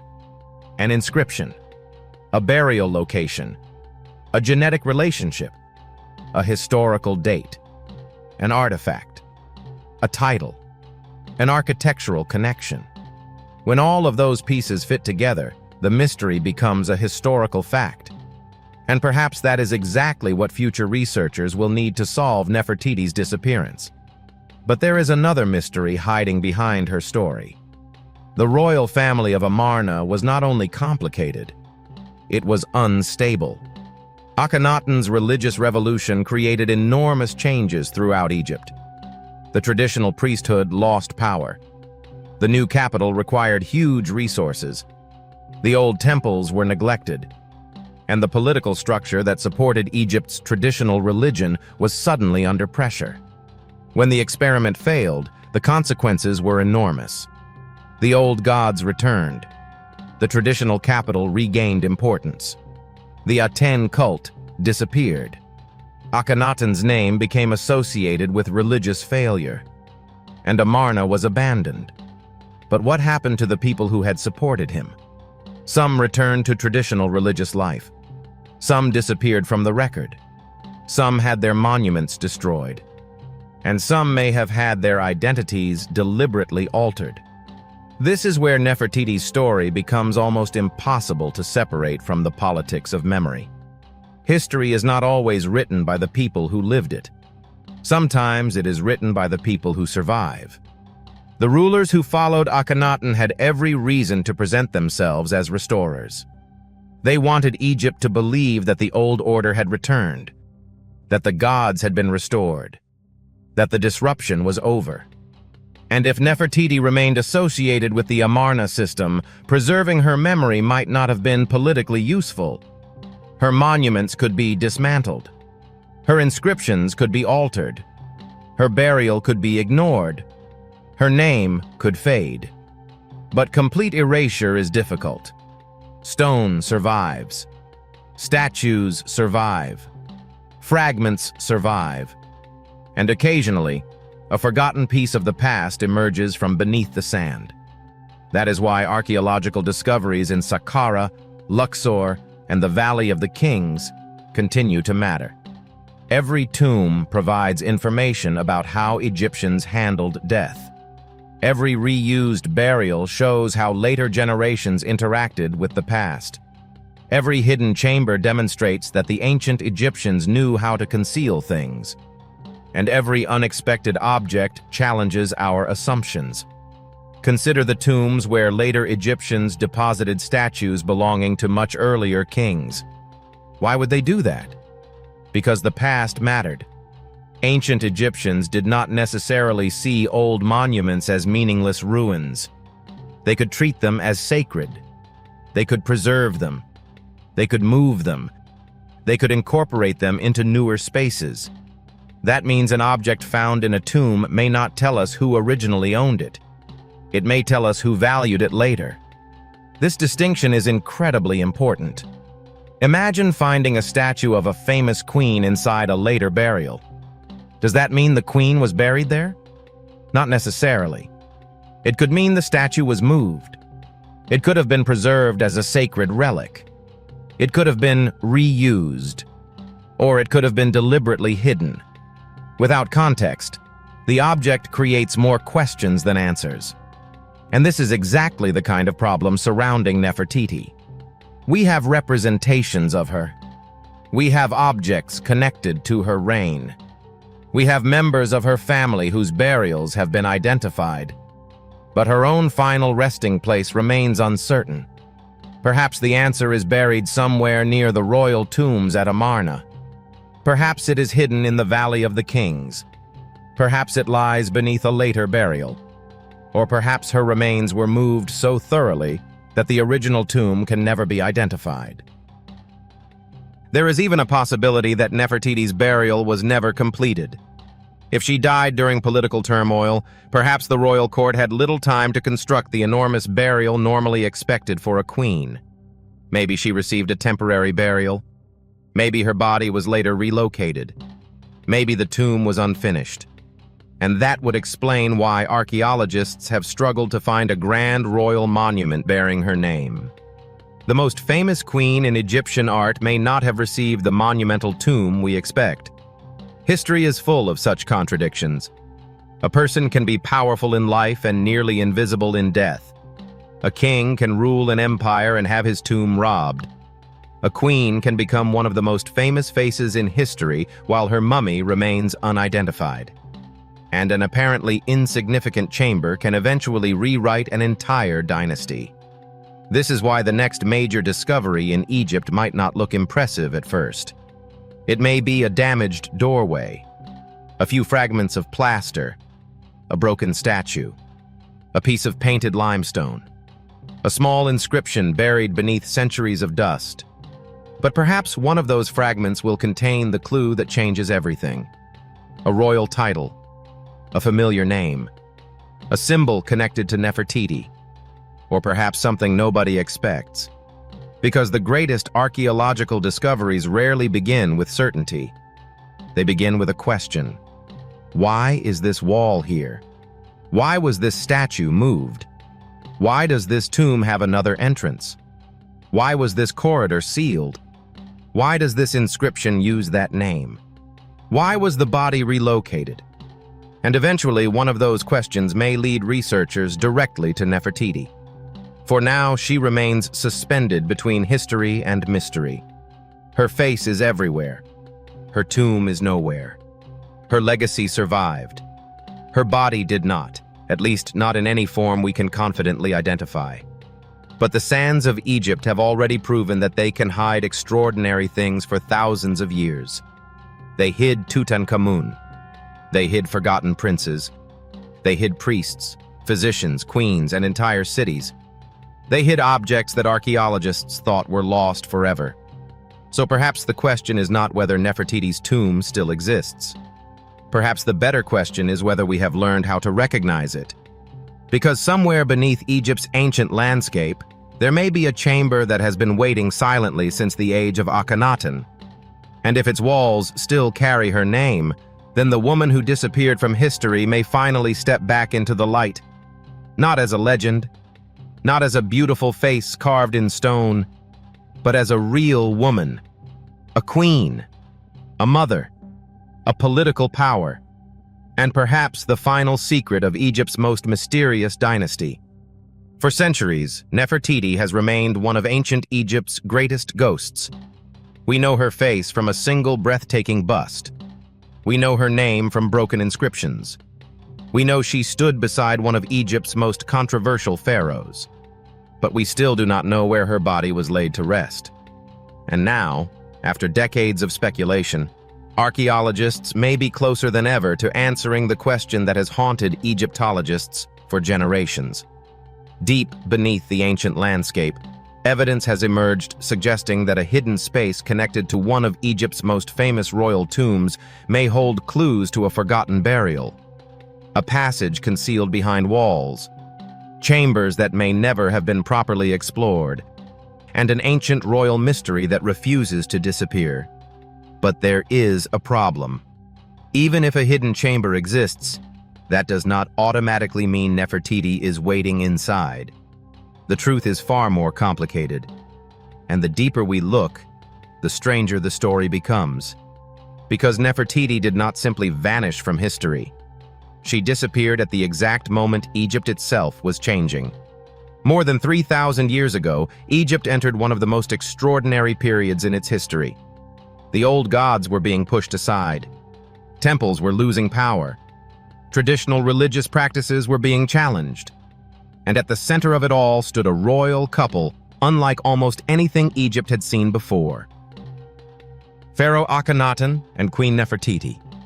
Together, they attempted to transform the religious identity of an entire civilization. For generations, Egyptians had worshipped a vast collection of gods.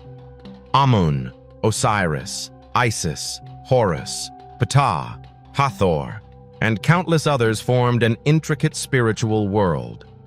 Their temples controlled enormous wealth, their priests possessed immense influence, and their traditions had survived for centuries. Then Akhenaten changed everything. He elevated the Aten, the visible disk of the sun, above the traditional gods. The old religious centers were abandoned.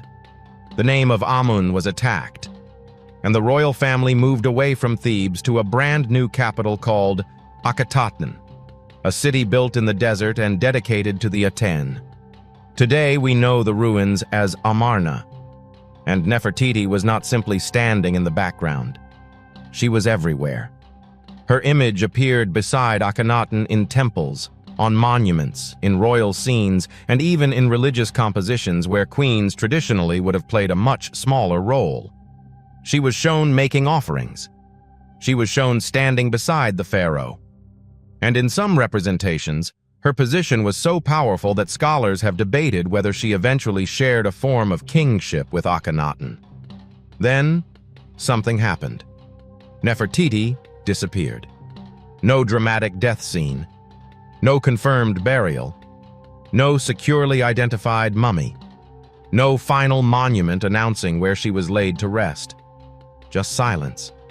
And that silence created one of archaeology's most enduring mysteries. What happened to her? Did she die before Akhenaten? Did she survive him?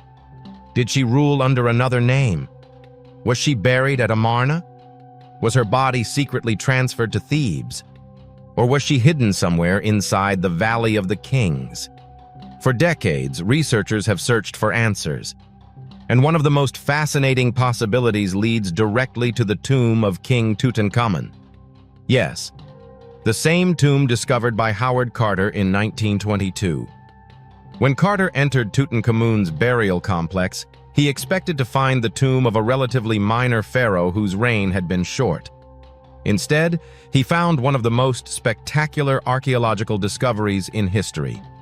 Gold, jewelry, weapons, chariots, furniture, statues, ceremonial objects, and at the center of it all, the young king himself. But the tomb was unusually small for a pharaoh. Its architecture looked different from what researchers might expect for a royal burial. And that raised an intriguing possibility. What if this wasn't originally designed for Tutankhamun? What if it had been constructed for someone else? Someone more important. Someone whose identity had been deliberately erased. That idea eventually led archaeologists to examine the walls of Tutankhamun's burial chamber in extraordinary detail. Digital scans revealed unusual features. Some sections appeared to contain architectural patterns, suggesting that the chamber could have been constructed as part of a larger complex. And this is where the story takes another mysterious turn. Could there be hidden chambers beyond the decorated walls? The possibility became famous after archaeologist Nicholas Reeves proposed that Tutankhamun's tomb might actually contain concealed rooms, perhaps associated with Nefertiti. His theory was controversial. Some researchers supported the possibility. Others argued that the evidence had been overstated, and subsequent investigations produced conflicting interpretations. But the idea refused to die. Because Nefertiti's disappearance and Tutankhamun's burial are separated by only a few years. Their stories overlap. Their royal family was connected, and both belong to one of the most turbulent periods in Egyptian history. Tutankhamun himself may have been the son of Akhenaten. His mother may have been a close royal relative, and genetic studies have revealed an extremely complicated family network surrounding him. But Nefertiti's exact relationship to Tutankhamun remains one of the most debated questions. Was she his biological mother? His stepmother? A royal predecessor? Or perhaps something even more complicated? We simply don't know. And that uncertainty makes the possibility of a hidden burial even more fascinating. Imagine for a moment that archaeologists discovered a sealed chamber behind Tutankhamun's tomb. Imagine entering it and finding a burial that had remained untouched for more than 3,000 years. Then imagine seeing a name carved into the wall: Nefertiti. That single discovery would transform our understanding of the Amarna period. It could reveal how the royal family was reorganized after Akhenaten's death. It could explain what happened to Nefertiti. It could provide new evidence about Tutankhamun's family. And it could even change the story of how Egypt recovered from the religious revolution. But archaeology does not work through imagination. It requires evidence. And that is exactly where this mystery becomes so compelling. Because researchers have repeatedly returned to the same question. If Nefertiti was buried somewhere in the royal necropolis, why has nobody found her? Perhaps because her burial was never completed. Perhaps because it was deliberately concealed. Perhaps her remains were moved. Or perhaps the assumption itself is wrong. Maybe Nefertiti isn't behind Tutankhamun's walls at all. Maybe her tomb is somewhere else.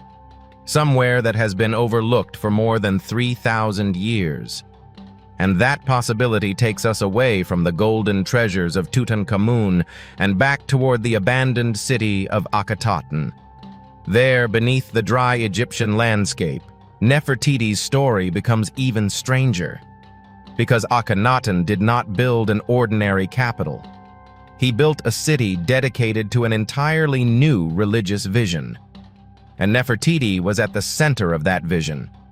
The royal family was represented in intimate scenes that were unlike traditional Egyptian art. They were shown with their daughters. They were shown beneath the rays of the Aten. They were shown in moments of affection that seem almost shockingly personal for ancient royal art. 6 daughters appear repeatedly in these scenes. And yet, despite all this evidence of Nefertiti's importance, her final years remain hidden. At some point, her name stops appearing. Her images become rarer, and then she disappears. It is as if someone turned a page in history and simply removed her from the story.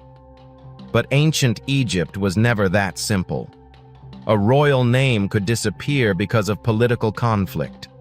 A monument could be dismantled. A statue could be moved. A tomb could be reused. And a body could be transferred from one burial place to another. That happened repeatedly throughout Egyptian history. Royal tombs were robbed. Mummies were relocated. Priests created hidden caches to protect ancient kings from thieves. And sometimes, centuries later, archaeologists discovered these bodies in completely unexpected places. So when we ask where Nefertiti is, we may be asking the wrong question. The better question might be, how many times was her identity moved, hidden, erased, or rewritten? Because the mystery of Nefertiti isn't simply about finding a mummy. It's about reconstructing the life of a woman who stood at the center of one of Egypt's greatest revolutions. A woman whose face survived, whose name survived, whose influence survived, but whose final resting place did not. And somewhere beneath Egypt's ancient stones, there may still be an answer. Perhaps behind a sealed wall, perhaps beneath a forgotten tomb, perhaps in a burial chamber that archaeologists have walked past for generations without realizing what was hidden there. The sands have already given us kings, queens, priests, doctors, warriors, and forgotten princes. They have revealed tombs that were flooded, abandoned, reused, robbed, and sealed again. They have preserved bodies that should have disappeared thousands of years ago. And they have repeatedly shown us something important. Ancient Egypt is not finished telling its story. It is simply waiting for someone to uncover the next chapter. And if Nefertiti's tomb is finally found, that chapter could be one of the greatest archaeological discoveries of the modern era.